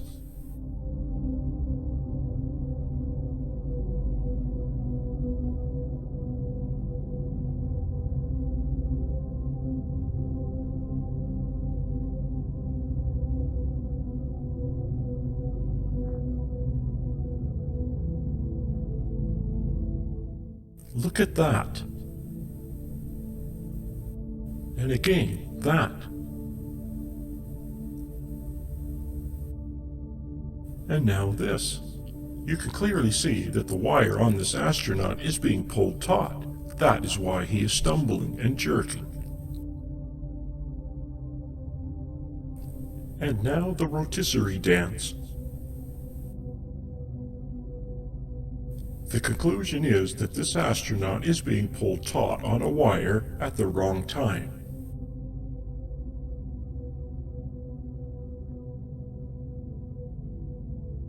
And here we see evidence of that again. Watch as the astronaut trips over his own feet and then the wire is pulled taut.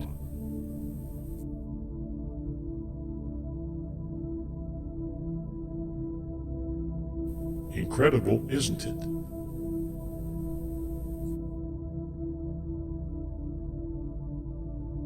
Watch how the astronaut behaves after he trips and drops the package. This is just slow motion. Whoa!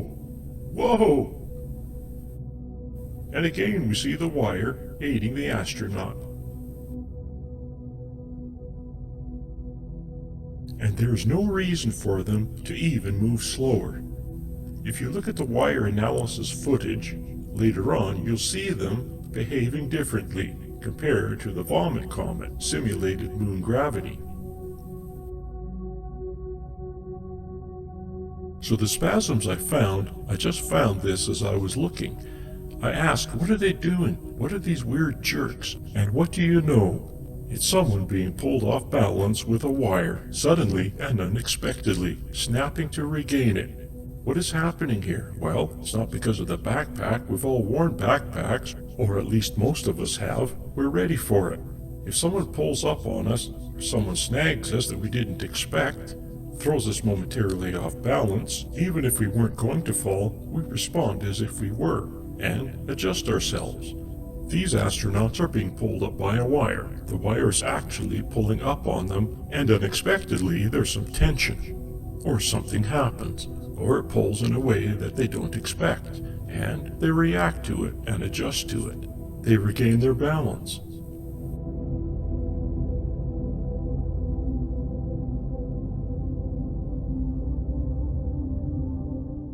And it is also possible that for whatever reason, it feels like it's not pulling up much, and not as supportive. They feel like they're going to fall forward as they snap back, because more than likely, they're resting on the wire quite often. They're relying on it, they're resting on it, they've actually letting it lift them up, and so they don't feel as heavy when they hop and jog. So now that we've looked at the footage extensively, we're going to move forward and examine how they did it. And one of the first things we should look at is the film gauges and how it was utilized to make this happen. Film gauges refer to the size of the film, 16mm, 35mm, 70mm, as well as others. 70 or IMAX, it depends if the film is sideways or vertical when it was used to capture. How do these film formats compare to each other? Basically, you use a large film like IMAX, then you can use a smaller to recapture it by using the optical printer and have plenty of resolution for the smaller format. I believe the Apollo footage, TV camera footage, was originally captured in 16mm and then optically printed of sorts with a TV camera. It was transferred to TV, video in other words, and here you can see the difference in resolution. Clear, plenty of resolution in the 16mm, and on set, this probably was rigged so that it was underground or transferred via wire. I know that the TV camera had fiber optics in it. It's very similar to an endoscope. The lens is on one end of the fiber optic, and the light moves through the fiber optic to whatever is receiving the light on the other end. For instance, film. And that allows it to travel distances, and that explains why we have this lens distortion on the side. In fact, more than just the lenses themselves. This was all captured on a set. Huge set, multiple sets. There was probably a set for every location where they went to. Possibly reused, rebuilt, but they were highly accurate, built on satellite imagery, captured for the Apollo program. Highly detailed, highly accurate imagery. How big were the sets? Well, they weren't as big as the entire location visible in the scenery, in the images and the footage. That would be absurd. Might as well just go to the moon, if you could. So, how big were they? Well, if you reduce things, was it everything you saw? Was it just the close mountains? That's still too big. Well, firstly, it had to be enclosed. Was it this small? No. I'm guessing around this big, 300-meter diameter or somewhere in that range. The background was a backdrop of sorts, such are used in the movies, but a very sophisticated one. This was an enclosed environment with a backdrop. The backdrop was projected with highly accurate model imagery created that matched the set.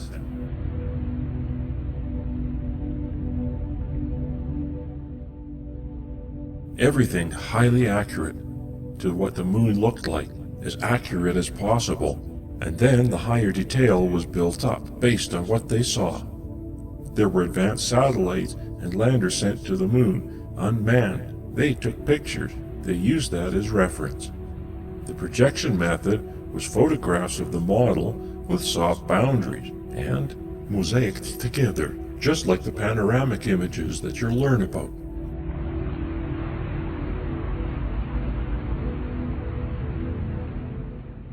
Because of the nature of the moon, the grayscale, the boundaries are fairly easy to do.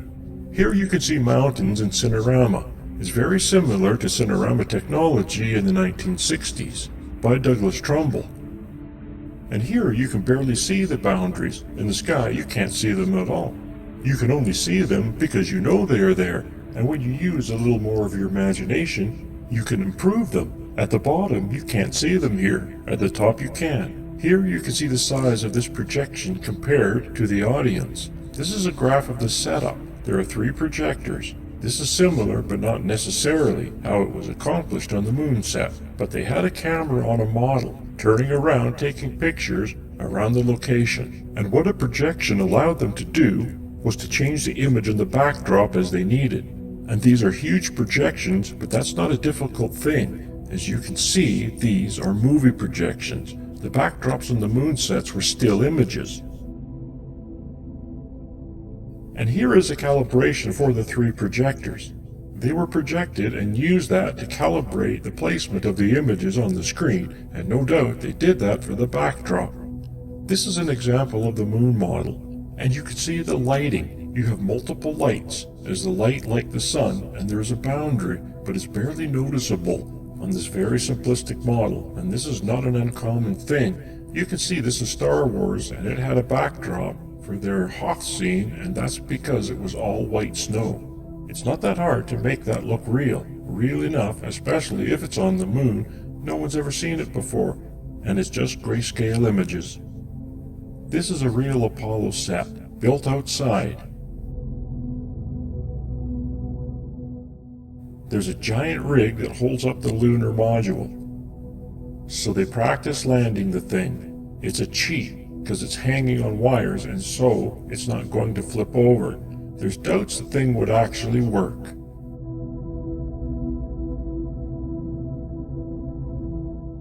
Here you see it's a cheesy looking set because it doesn't have all the detail that was thrown in. That looks like a model, but it was sped up. I sped it up so that we don't have to sit here watching the whole thing. You can find it online, but it is an example of a large set with craters built. They did a much more sophisticated, reasonable implementation for the hoax, obviously, and sometimes I think that these kinds of footage too, they throw you off. Well, this is the best that we can do. It's the best you can do? Really? So here we have examples of maps of these locations of the landings. It's generated from satellite imagery and highly analyzed. Here you can see the scale is 500 meters. And you can see this kind of stripping. That's from the satellite passes, multi-passes, and we're probably not seeing the full resolution they had access to. Here is about the scale of the set that I'm saying, the size. You can see that undulations there. You have plenty. You can fake rocks and small craters if that's what you need to do, but who's going to know? Even today, they don't have satellite imagery that gets any more detail than that, unbelievably. At least we're not shown it. And here you can see the analyzation of the imagery, gridded. You can use that. Grids are great for reproduction, and smaller grids. Here is an extraordinary thing in Cinder Lake, Arizona. They used explosives to create craters based on the ejecta and so forth. This is an accurate reproduction, life size, of the moon's surface to a large degree. There's the actual satellite imagery on the right. This is the stripping that came from the satellite processes that were joined together and mosaicked. And on the left is the reproduction. And that's a huge reproduction, but not as big as the set I believe they created for doing the fake footage. But this is an extraordinary thing. It shows you the accuracy of the moon mapping and their ability to reproduce it. Here is a computer model based on the mapping. This is what Bell Labs created. They used it to plan out where they would go with the rover or the slopes, too steep and so forth. Why not use it to plan out vantage points for cameras and so forth? What you want to see and what you don't want to see, where it's going to be problematic, and to plan out the sets. Everything was in place. The full simulation program, full mapping program to create these highly accurate sets, and much better than anything that was actually used in the Apollo training program. And this is some supporting documentation for those Bell computer images.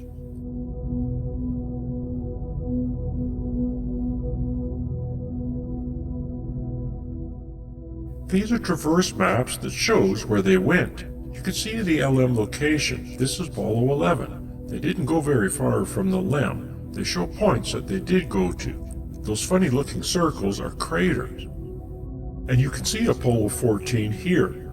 They actually went farther out, and locations where things happen. I think it's around 500 meters and 1,000 meters here, and it's not as far as you may think. However, on 15, 16, and 17, they actually went kilometers, 2 kilometers down as a reference. They drove pretty far, supposedly, and there's various locations. You can see EVA 1, EVA 2. That means which day they went out, because they went out on one EVA each day. Where certain stop points are, 2, 3, 4, 5, 6, and 7, where they had stopped and filmed with the rover, they had a set. So someone can do their due diligence and discover how many sets they probably created. This is my simulation, just mock-up again. Here we are at a landing location. This is a set reproduction, so to speak. In the foreground, actual sand, and in the background, it's a backdrop.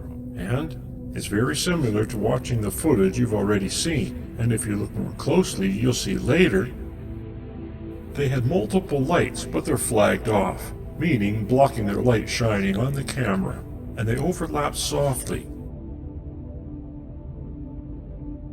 Because of the undulation surface, you'd never notice that there's multiple lights, and here I took away the backdrop so you can see, and this is the set without the backdrop.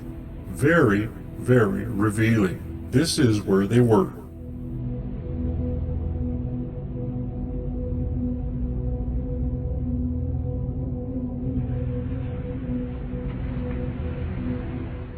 I bring in the backdrop with my colorful grid so that you get a sense of the wall. And because of the nature of the moon's surface, you lose distance, perception, and so forth. So they got away with it, a lot of that. It helped them, in other words, because you can't tell how far away they are. No one really knows the makeup of the moon anyways, and none of the footage was used for reference. You can't use it because there's no reference as to exactly where you are, so any discrepancy can be sold off as, we don't know where the camera was. There was no GPS. They don't know exactly where it was.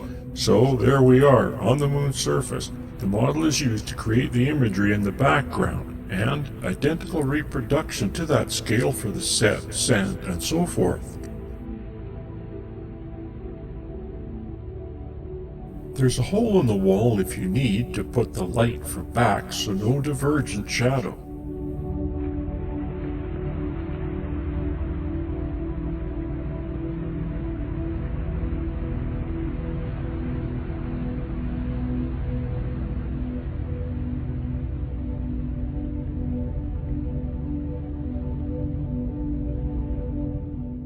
And here I will show you what happens when we take away the set and we're left with just the model, and of course the astronaut disappears too. It's different. It's not going to match up perfectly. You even find that later when we look at the landing footage, but it's close enough, certainly for this. So photographically, they almost definitely modified the photographs they took of the model to match with the set, and or modified the set to match with the photographs. So the edge boundary was seamless, color-wise, luminosity-wise, and so forth. They may have even adjusted it with the lights, because no one's going to know that it's slightly off from what it would actually be. And here we zoomed in on the set again, so that you can get a sense of how this was built. And if you were on set, and they moved the location of the camera, they just changed the imagery that was projected on the wall. With their model, they could shoot from any location they wanted and create a circular set of imagery.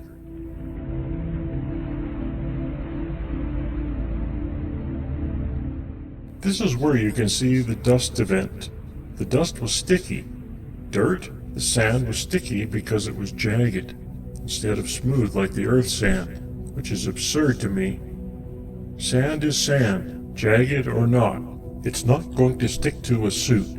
The reason it is sticky is because they had a mixture amount of oil or water in it. It doesn't take much. I did my own test. Go buy a bag of sand. You need a little bit of cooking oil. Just mix in a few drops with a handful or even a bowl full of sand and see that it starts to become malleable, almost like clay. And you can find the proper mixture so that it doesn't dust, meaning you don't see particles fly up in the air when you kick it. But it looks like they used a lot here because you can see it sticking to the machinery as well. In fact, the dust was so sticky it stuck to metal. They call it moon dust. It's moon sand. And these are some of the clearer examples, probably because of the overblown suit. And the dust is not. The sand is not reflecting, it's dark sand. But they said they had problems with dust and the sticky dust. And here you can see other examples later on when I show miscellaneous set stuff. You can see how the sand behaves. Oily sand, oily watery sand, oily sticky sand.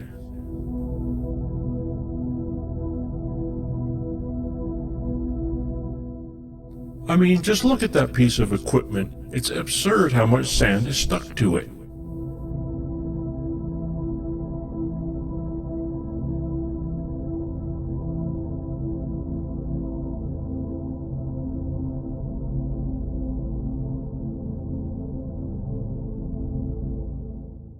Here, it looks like he's been playing in oil. Perhaps the leaky seal from the rover's hub is spraying oil on him. Who knows?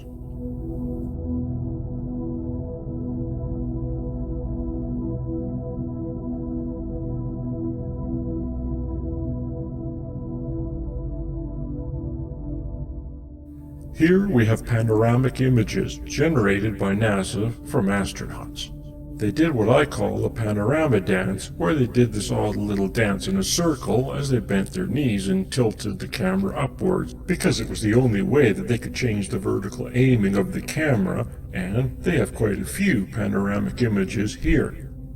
Here are some multiple ones from some sets and single ones from other sets, and so this is another tool for enterprising young people to more fully recreate the sets that were used.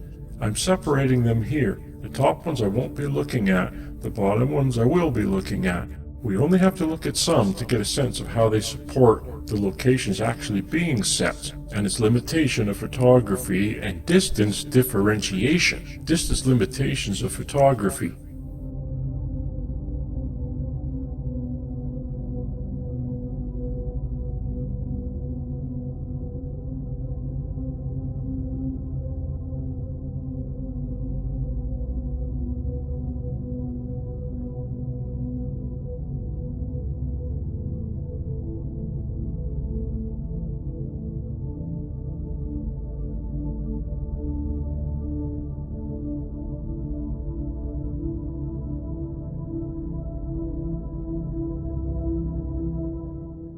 These are the photographs that we'll be looking at.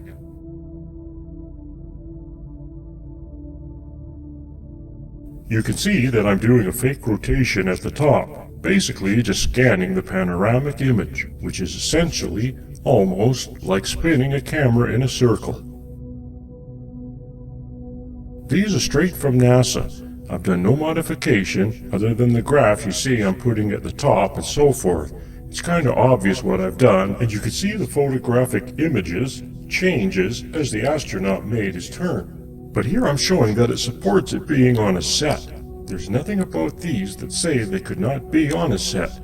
There's nothing about them that says they definitely were on a set. And that's the advantage of the photographic limitations. And the nature of the moon landscape is just gray. You know, it was light, shadow, undulating surface, and you can't tell. There's no trees to tell you which directions the shadows are going. If the lighting is changing, there's no atmosphere to show you the distance. It's a very, very simple set, which makes it very, very easy to simulate.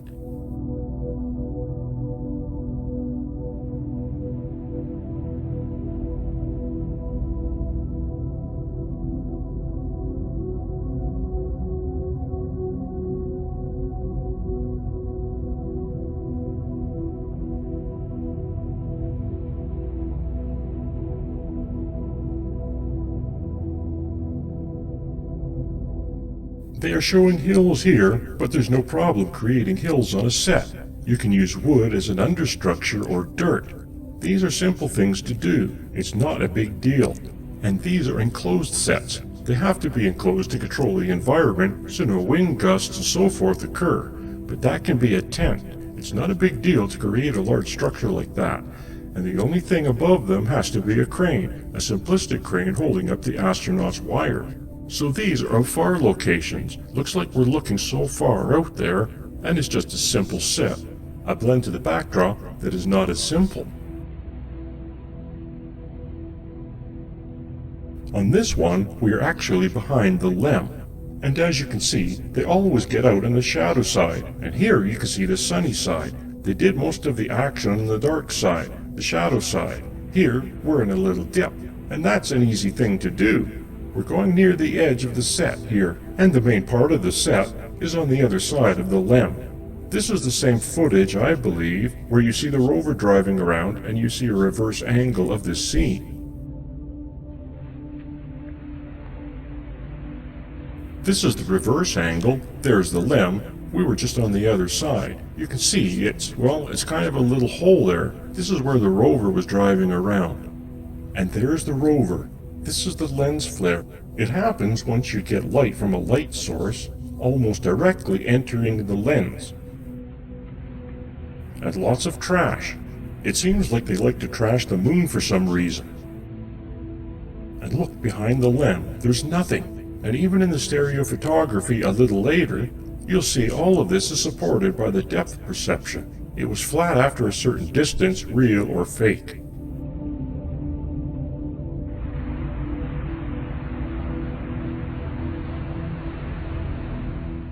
It looks like we're looking past a hill, and its distance back there is easily reproducible on a set with the projected backdrop with the technology they utilized. There's our dividing line. I'm not saying that these are exactly where the sets ended. I'm saying that they could be where the sets ended, and it would work.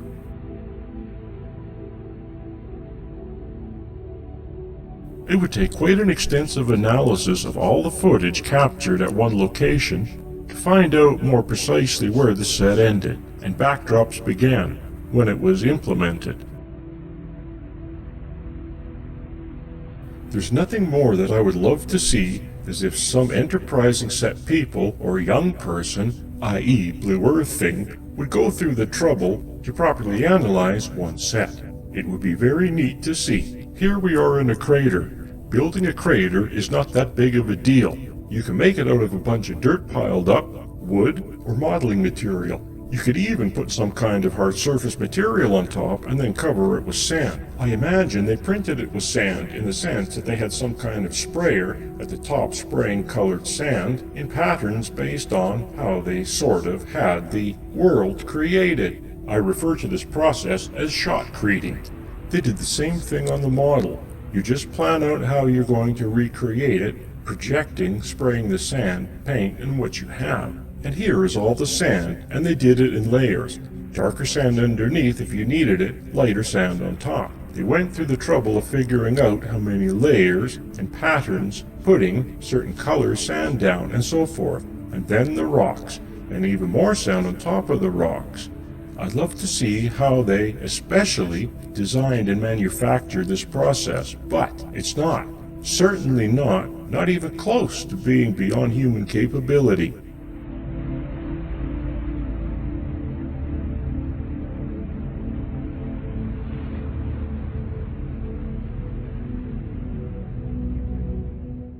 So here it looks like there's hills in the background. It's hard to see before, but now I have to remove the hills and pan over the right, and you can see the rover over there.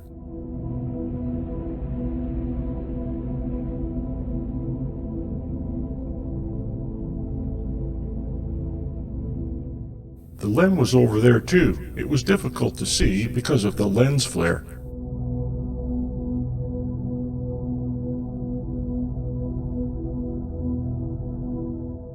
So when it comes to the nature of this panorama, it looks like you're looking at a huge landscape. You're not. You're looking at a circle.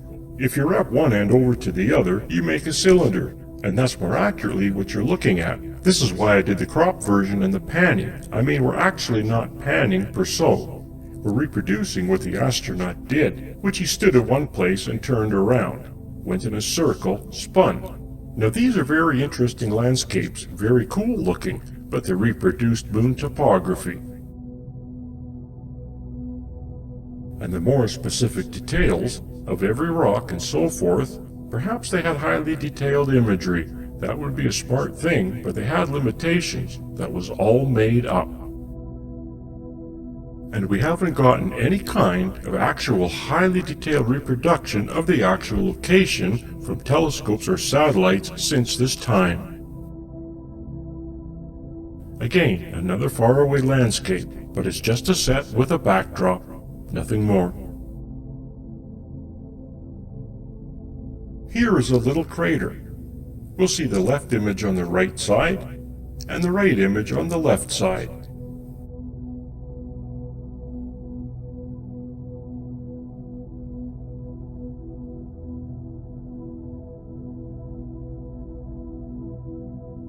And now we get to the stereophotography. There are 3 ways of doing stereophotography. I have chosen the red-blue, but there are several ways of achieving this. For this example, you will need glasses with red and blue lenses to achieve divergence. Or try putting cardboard between the 2 images, so only the left eye sees the left image, and the right eye sees the right image. There is convergence where you can cross your eyes until the features match up, and using your brain, merge the 2 together. And the top left, I'll show you which ones you're currently doing. I'm showing you all 3. It's an opportunity. I suggest you pause as you want to see one, and look carefully at these with the yellow arrow. It shows you where the split line is, and you can definitely see, certainly some. These are panoramic images overlap. They're not ideal. I didn't modify them in any way except maybe to rotate and scale a little bit so they were closely matched, but it's good enough that you can see that there's a flat plane, and after a certain distance, and stereo. My understanding is stereo, after 30 feet, the human eyes, as 2 inches apart, cannot discern any kind of divergence, meaning details look like they're no longer stereo. If you move your head, of course that changes, but you're changing what we just established. If you're standing still and looking at a feature, and after 30 feet you're not going to see in stereo, no divergence, and that serves them well, because that ain't very far. The way the astronauts turned, it's possible there's more than 2 inches between the image, as far as where the camera was when it took the images. Perhaps it could go further, but it's not going to go 100 meters, not before it flattens out. And none of this imagery shows it's going that far. You can see they don't go very far before it goes flat. So, the stereo images are certainly not proof it was on the moon. And they supported it was a set. Not proof it was on the set, but they supported it. Some of them are extraordinary, and we'll get to those near the end. You'll see that. It looks like you're going to look at a flat surface, going into the distance. But in stereo, well, there's a wall. And it's the limitations of stereography and, well, a wall.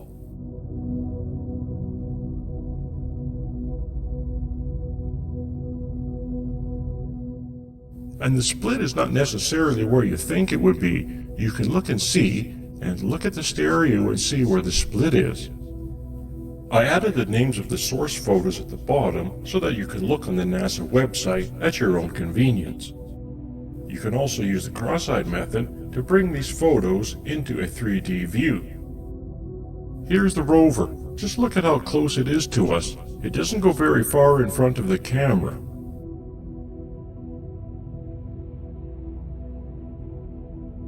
Using the cross-eyed method, you can see that it does not go far in front of the camera.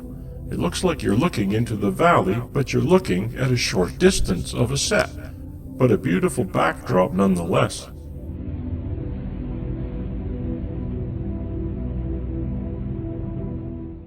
Here we are looking down a hill, but we don't go very far before we lose our stereo.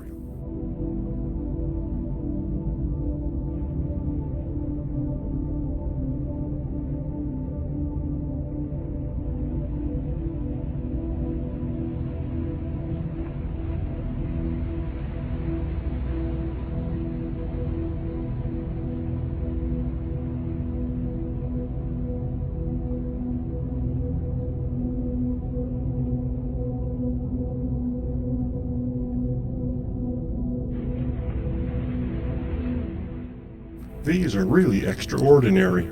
Look how close it is to us before it's flat. Here's another one, right up close. The other thing amazing that happens is your brain seeing indicators of dimensionality will create it for you, but it's not really there. If you look carefully, you'll see.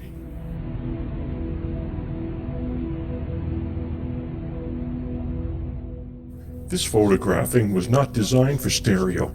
It was designed for panorama. So they almost did very little stereo photography.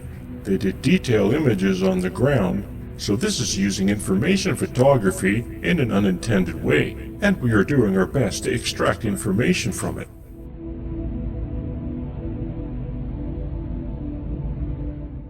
This is a slight overlap, not nearly the overlap, but like the others.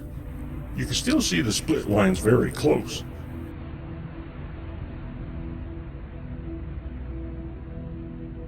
This one could have been a model, and it's a zoom in of a background. There's no stereo here that I can tell. If there is, there shouldn't be. Zooming doesn't change stereo.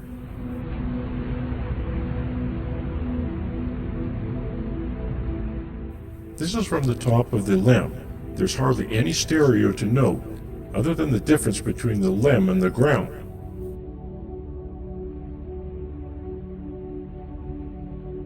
This is an example taken from two different locations, so you can kind of extract some stereo. It looks like it's dimensional in the background, and that shows it's two different angles in the background. And that's quite possible, but that was done by changing the image that was projected on the background, shot from a model. The model was three-dimensional. You change the image based on where the astronauts are on the set, and you get an accurate image of that. So here we get to some fancy visual effects that has to do with models and technology and rigging and virtual reality, simulators and so forth. And I think that some visual effects breakthroughs were accomplished or created here and credited elsewhere. The lunar rover appeared to move quite a distance across the moon's surface.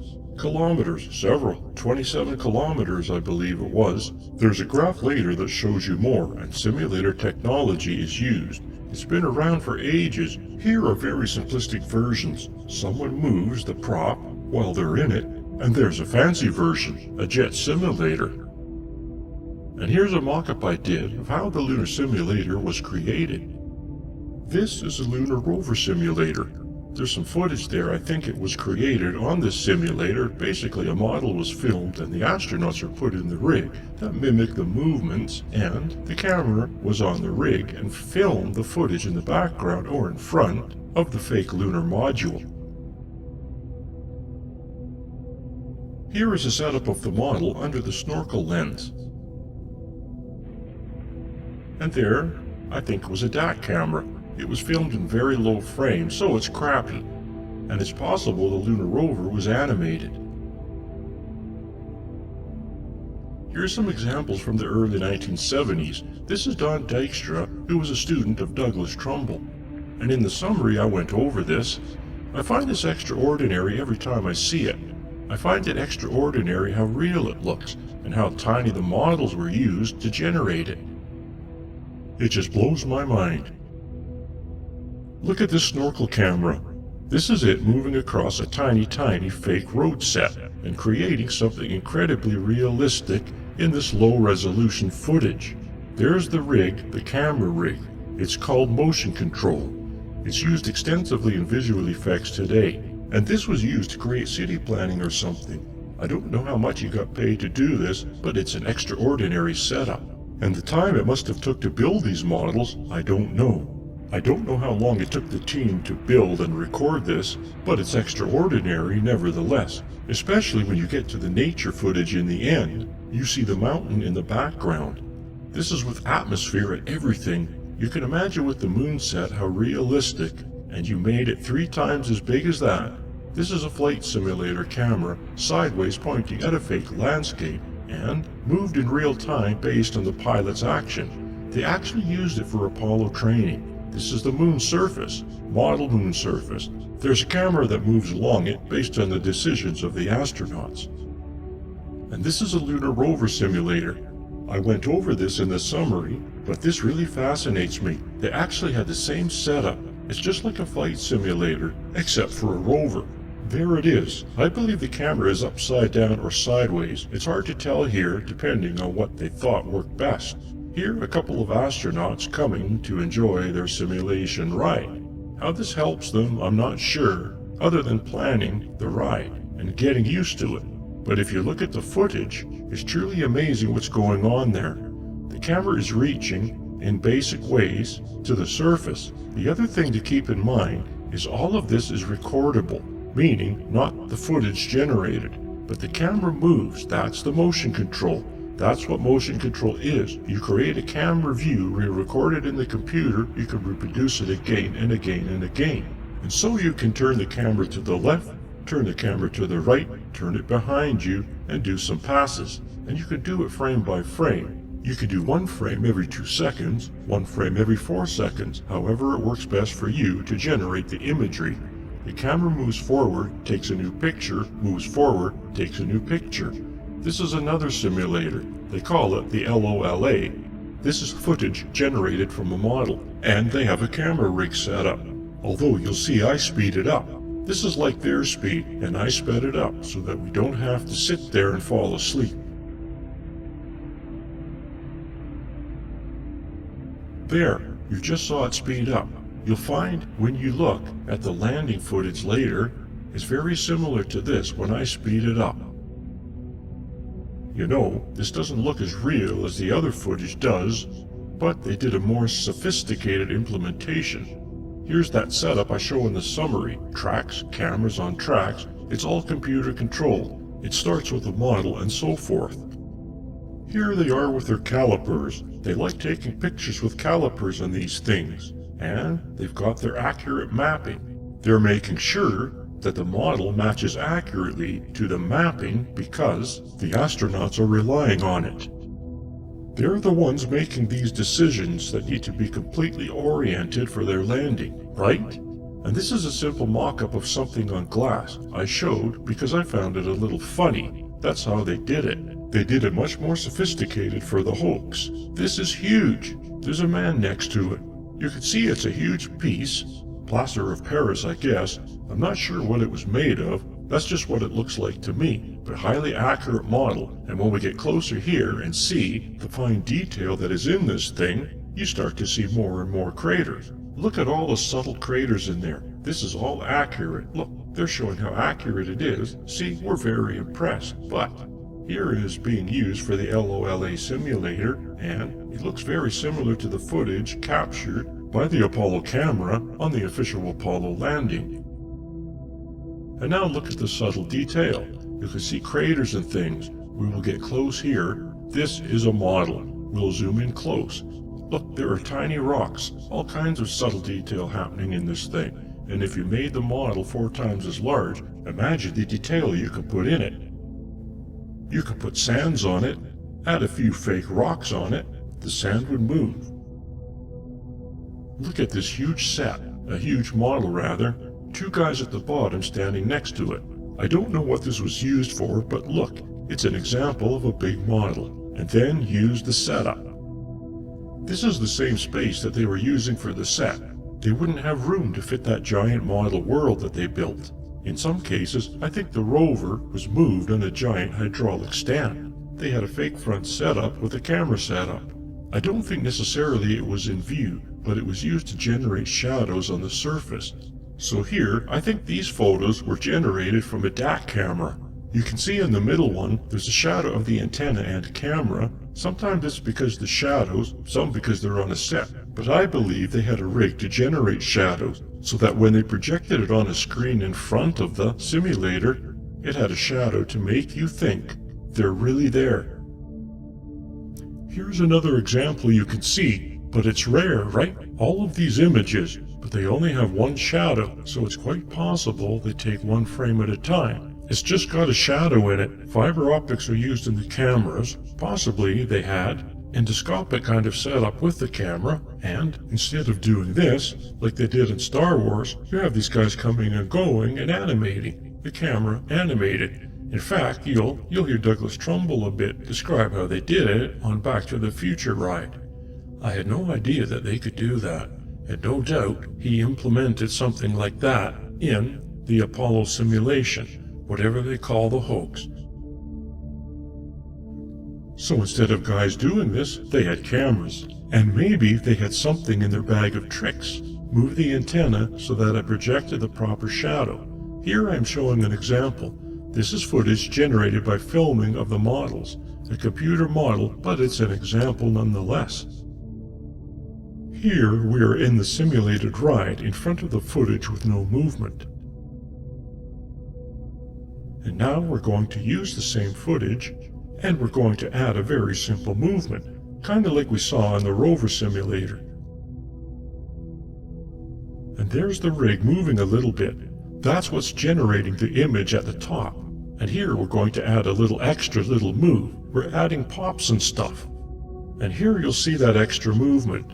It's not added to the original footage. I have been doing these as separate so you can see them as separate.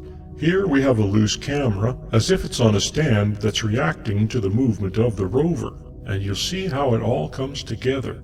This is the basic movement, the left image at the top, and now we will add what I call gross movement, where it's all kind of moving in and out of craters.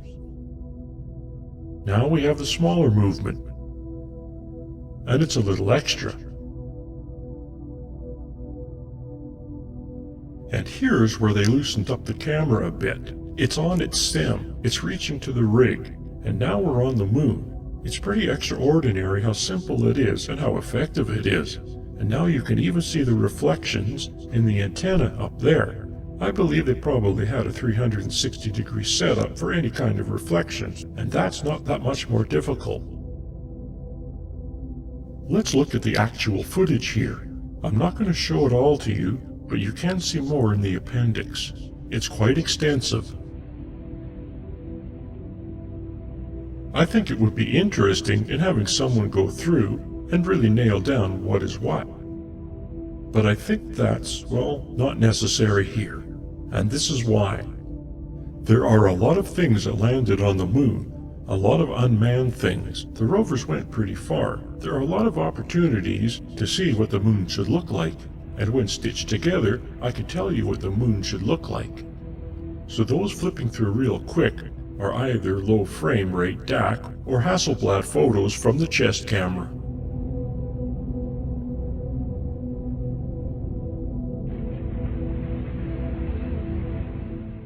So here, I stabilize these. It's amazing how unbearable it is to watch the actual footage. It'll drive you insane it's shaking so much.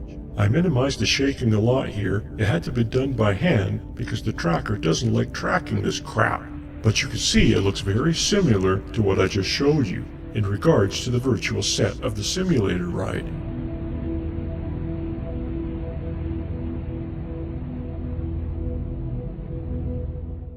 See that shadow on the lower right? This could be a setup. I believe this is a section of the set, the previous one, if you look at this clip. And when you look at the whole clip, I believe sometimes they mixed how they did it. Sometimes they filmed it with a model, sometimes they filmed it on a set. They used the same rover, actually, that was on a set. They put it on a rig. Up here it looks like it's on a set, but it's hard to tell. You don't see any shadows of the astronaut on the ground, the other astronaut sitting in the rover, and the reflections are just the landscape. So I think it's quite possible that this is fake footage, meaning they're not on a set. And this is all reacting to the motion-controlled camera that they have on it. There's nothing about this footage that says, the landscape, so it's actual. There's no detail in here, so you can't see the detail, it's all limited. The other thing about this footage is that it is transferred to HD. Thank you very much. It should be transferred into log, to digital format, so that we can analyze it for ourselves. Perhaps somebody else could get that to happen. And there's a shadow on the ground. Either that was on a set, quite possible. They're kind of going in circles or actually done on a model.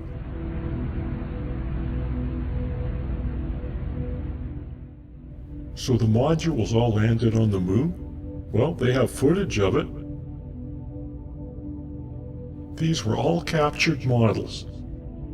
I believe it was a model with sand on it, certainly where the module landed, and it was all filmed slowly, except for the landing part, when they had a simulator action, just like the simulator, and blasted sand.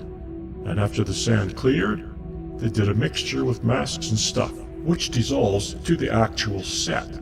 Practical, life-size set you see in the film of the astronauts walking around. Here we have Apollo 14 and landing on its model, and it's not going very far. You can see that it's a curved model. It is accurate to the curvature of the moon, so it's very accurate. It's very similar to the model we just looked at for the LRV. All the craters, same thing, highly accurate. Here's something interesting though. You can see some striation lines. I put some lines on to show you, well, the angle, and they look just like the mosaic lines, satellites flying over, around and around, catching images, and they put them together. And here you can see the striation lines. It's hard to avoid when that's your only reference when you build the model. Look here, it's very clear. Increase the contrast to make it a little more clear, but there they are. Striation lines are what they are. These are the mosaic images, and here we are coming in for a landing. It's all sped up compared to the real landing. It's in real time. And you can see the sand now. Fortunately, in 14, the sand did not obliterate the view so clearly, so they didn't have an opportunity to do a good blend. And the giveaway. The give is the crater shadows. They change, as well as the shapes of the surface a bit. The crater shadows is more obvious here. Now we're analyzing that. The camera is supposedly located in the filming through the triangular windows. I believe it's the one on the left of the door, in this view from the outside, and it's coming in upside down kind of. It's all odd, so I had to turn the image so that you can see, well, the reference. The framing is the reference. And here we're coming in. You can see the actual sand blasting, but you can always see the craters. The thing is, the two right in the middle there, you can see just above the middle, and the shadows have changed. Here they are, the shadows, so you can keep an eye on them. And see the two shadows there? It's pretty dark, and here the shadows are shallow. It's not so clear to the uninitiated eye, but for me, it is fairly obvious. Those are deep shadows, very dark, very clear. It's not just an illusion. And here it's just got a little shadow, and zoom in to make it a little more obvious. Now that's very detailed. Now I'll demonstrate how this was done. So here are the craters. We have the two examples of what appears not to be an illusion. Slight sun angle changes, right? In one, the shadows are really low in the crater, and the other, the shadows are higher in the crater. In fact, you see it all in the craters there, but not in the top one. You really don't see it because they change that quickly. It's just a soft mat. It's just, I'm sure, covered with dust to hide it. So I go back and forth. You can see them all. The surface shifts a little bit because it doesn't match up. It's very difficult to have a scale model which is smaller, one life size, to match up. That's quite a feat, but it does accomplish the effect, right? Just look at all the other footage for evidence of that. Every other one, the other 5, the sand completely obliterates the view. And then when it clears, we're on the set. Maybe they claim this is gas distortion, rocket blast, but it doesn't quite work with me. There's a lot of distortions taking place which we'll review. If we look below over there, we can see how this was done. They had 2 different setups, all on computer, 2 different setups going on, model setup. The lighting is quite different the way they had it set up.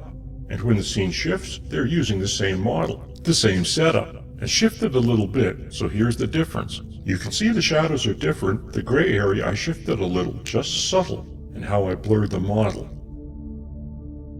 Obscured by dust, right? This is a little more accurate to the differences. Now here the moon is blasted by dust, right? Fake sand, of course, on top of it, and used it as a mat. So they did all this by hand for the most part, but now I use it as a mat.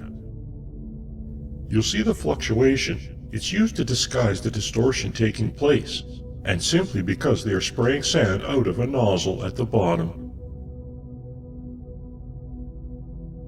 Had this been real, the sand would still be lingering about.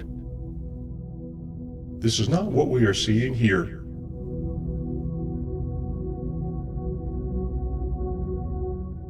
There's another discrepancy here. That's because one was a model and one was a life-size. There's a change occurring here on the detail. I'm not quite sure what it is, as it fades in and then fades out again. But there is no reason for this thing to be changing like this. It's changing shape. I think Douglas Trumbull is likely the mastermind behind this. He was the 2001 Space Odyssey visual effects mastermind, and he had a lot of experience in this, simulating the moon and space stuff. His first job was with graphic films and working for Apollo generating PR stuff for Apollo. To the Moon and Beyond is something he generated with Cinerama, and it was used as the technology backdrop. Here's some information about To the Moon. It's a large film format, really longer than other formats, and it's extraordinary what they did on Space Odyssey 2001. There is evidence that it was supported by NASA, and it was a kind of an R&D to figure out all the technology. They used it for the Apollo hoax. And it's also in the interest to see he worked for the Apollo program already, before he did 2001.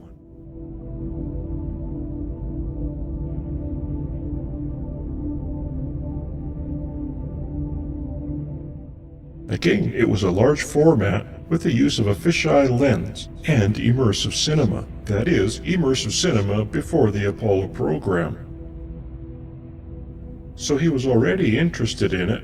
It's quite extraordinary how his career parallels the ability to do all of the special effects needed to pull off this hoax.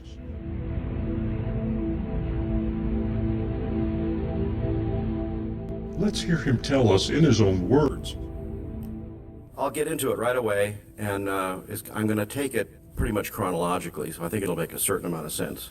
When I was just out of high school, I was going to be an architect, I thought, and I started taking courses in illustration and painting and mechanical drawing and engineering drawing and things like that. I became very fascinated with kind of science fiction illustration, and it was all multiplane photography, fisheye lenses projected into a dome theater, and photographed with fisheye lenses and wide-angle lenses projected with fisheye lenses into a kind of a planetarium dome theater. And the show was called To the Moon and Beyond, and Stanley Kubrick and Arthur Clarke saw this show, which I had done all the illustrations for, which were part of the multiplane photography, and Graphic Films got a job to start doing some preliminary early design work for 2001: A Space Odyssey, which at the time was called Journey Beyond the Stars in a very early draft. This is one of my early pencil sketches for a kind of a lunar base. You can see some similarity here to, the horizon on the moon, the Earth in the distance, various kinds of lunar modules and stuff like that. An idea for a pod, which became like a pod in 2001.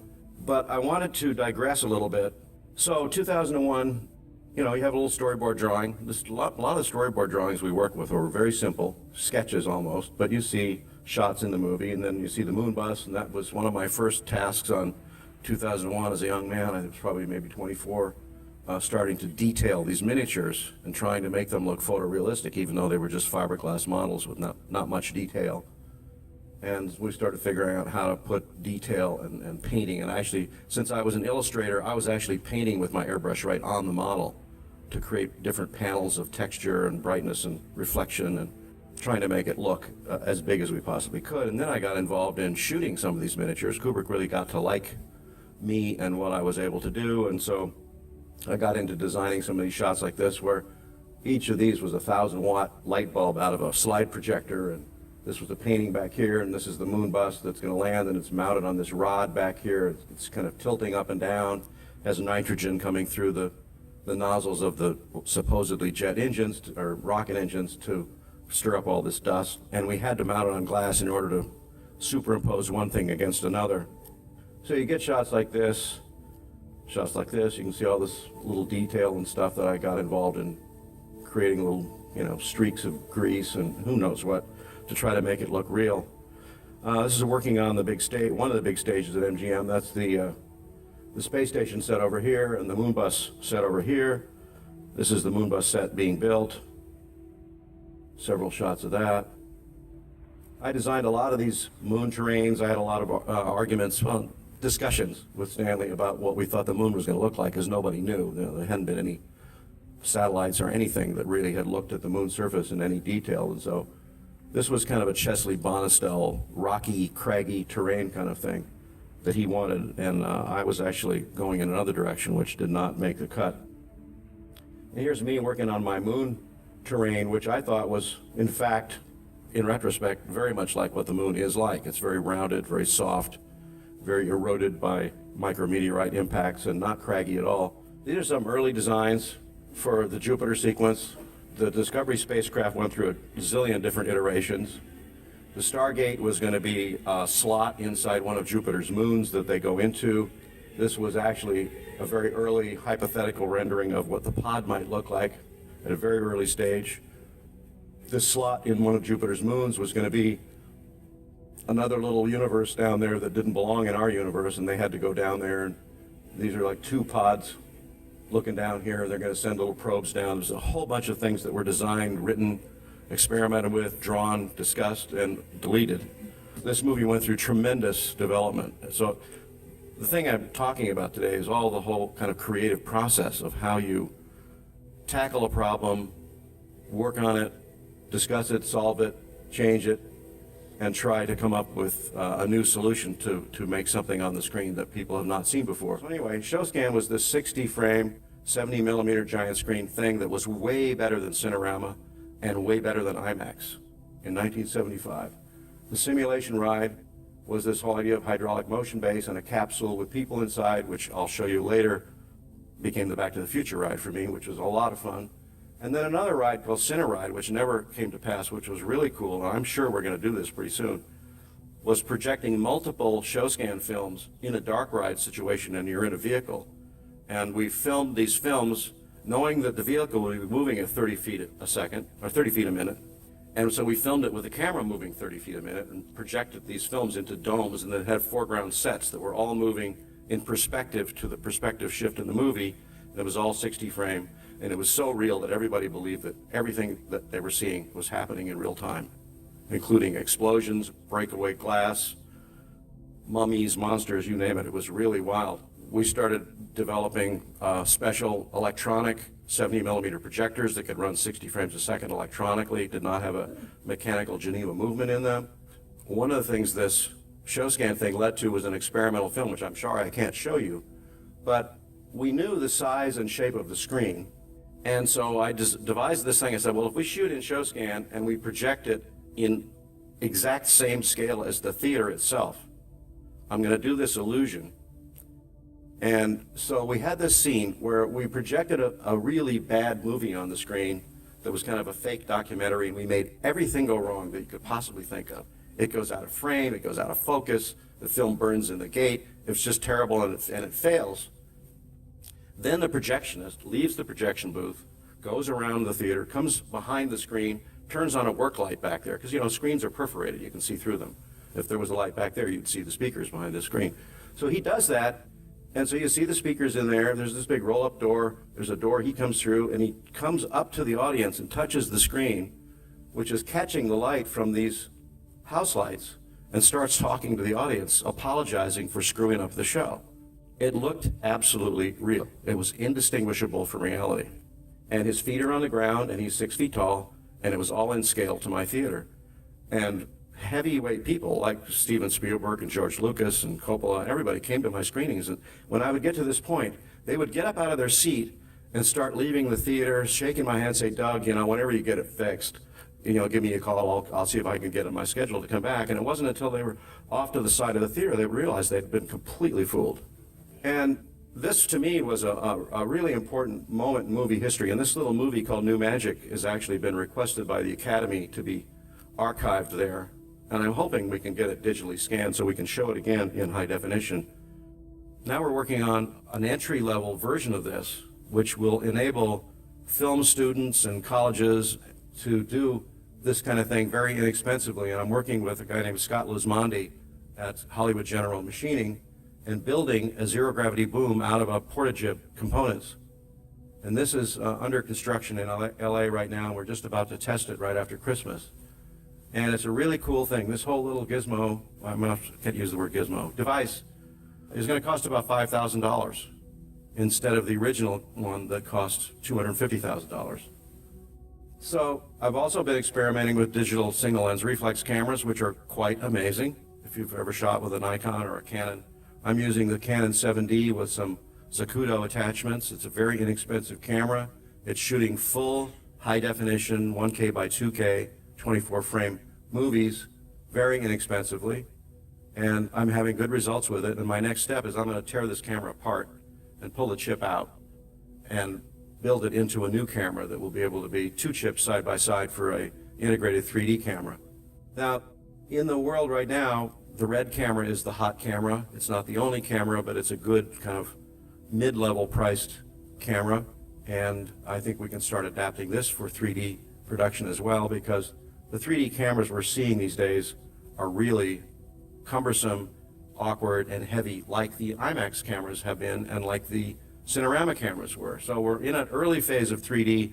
Where shooting in 3D is a real pain in the neck, but it's going to get much better. Right now, I went to NAB just a few months ago in Las Vegas and saw all the latest 3D camera rigs. And I got to tell you, it's horrible because these cameras are clumsy, noisy, fat, heavy, obtrusive, hard to align. They create all kinds of horrendous post-production problems to composite 3D live action. And we're in our infancy of trying to solve a lot of these technical problems to try to make a whole new generation of 3D cameras and solve these problems so that shooting in 3D is not such a pain in the neck. I've been recently working with Terry Malick on Tree of Life. He won't let me talk about it. I think it's going to come out pretty soon. There's one shot I'll show you, just a little hint. There's me. There's a Phantom camera shooting at 1,000 frames a second in a vat of water. You can imagine how much paint or milk or whatever might have been in there. And we're designing one version of that film, which is called Voyage of Time, which is going to be in IMAX theaters in about a year after that, which is going to be this spectacular space experience, probably the closest thing to 2001 since then. And so we've been studying IMAX theaters, geometry, screens, projection. And this whole digital virtual studio I'm working on, which I want to do with my next film, is to build a stage that's designed with the zero gravity boom, and everything is designed around that technology to automate the lighting grid so that we can do rehearsals on this and pre-light scenes and come back into our stage and reshoot. I'm even, hypothetically designing what a studio might look like if you did a whole bunch of these stages. There's a lot of advantages of the zero gravity crane, digital cameras, automated lighting, very limited sets, a very smaller stage, a smaller crew, faster shooting, increased production value, and lower costs. So there's a lot of benefits to working this way. So I'm working on this whole idea. I'm writing screenplays for this technology, and we hope to kind of clone this and make it happen all over the world. We have to get funding. I'm not going to go through this. It's more like a business presentation. It's okay if you call me a mad scientist. So the question is, who's behind this? Well, to start with, there's Mission Control, but almost no one was behind this. They were fooled along with us. There were perhaps a few agents in there. The only people talking to the people on the moon were the astronauts themselves. They were the ones that did all of the talking to the supposed astronauts on the moon. And that's not a real moon, by the way. And I believe that they were in the suits in the footage that we see, and they've been lying to us ever since. And not everyone in this picture landed on the moon, but I believe they were all involved one way or another, and someone could investigate that further. But in Mission Control, there were astronauts there, and they were the only ones that were allowed to talk to the astronauts. This is a camera controller. He is involved too, because obviously he's not the one controlling the camera. I suspect that he was possibly or probably involved in the fake footage camera movement. Why not? So, what is NASA? Is NASA real? I believe it is actually an Intel operation with a fake front. Intel likes to do this. You can say it was infiltrated, but I believe it was designed to be fake. In fact, all of them are. The entire space program is a front. Such companies say, yes, we're here for humanity, and yes, we put people in space, but no, we're putting spy satellites over the planet, trying to control the planet. It's an age-old technique of owning the sky. Yes, we try to communicate with the heavens, but we are in communication with the gods. Apollo is supposedly the god of light. NASA is not.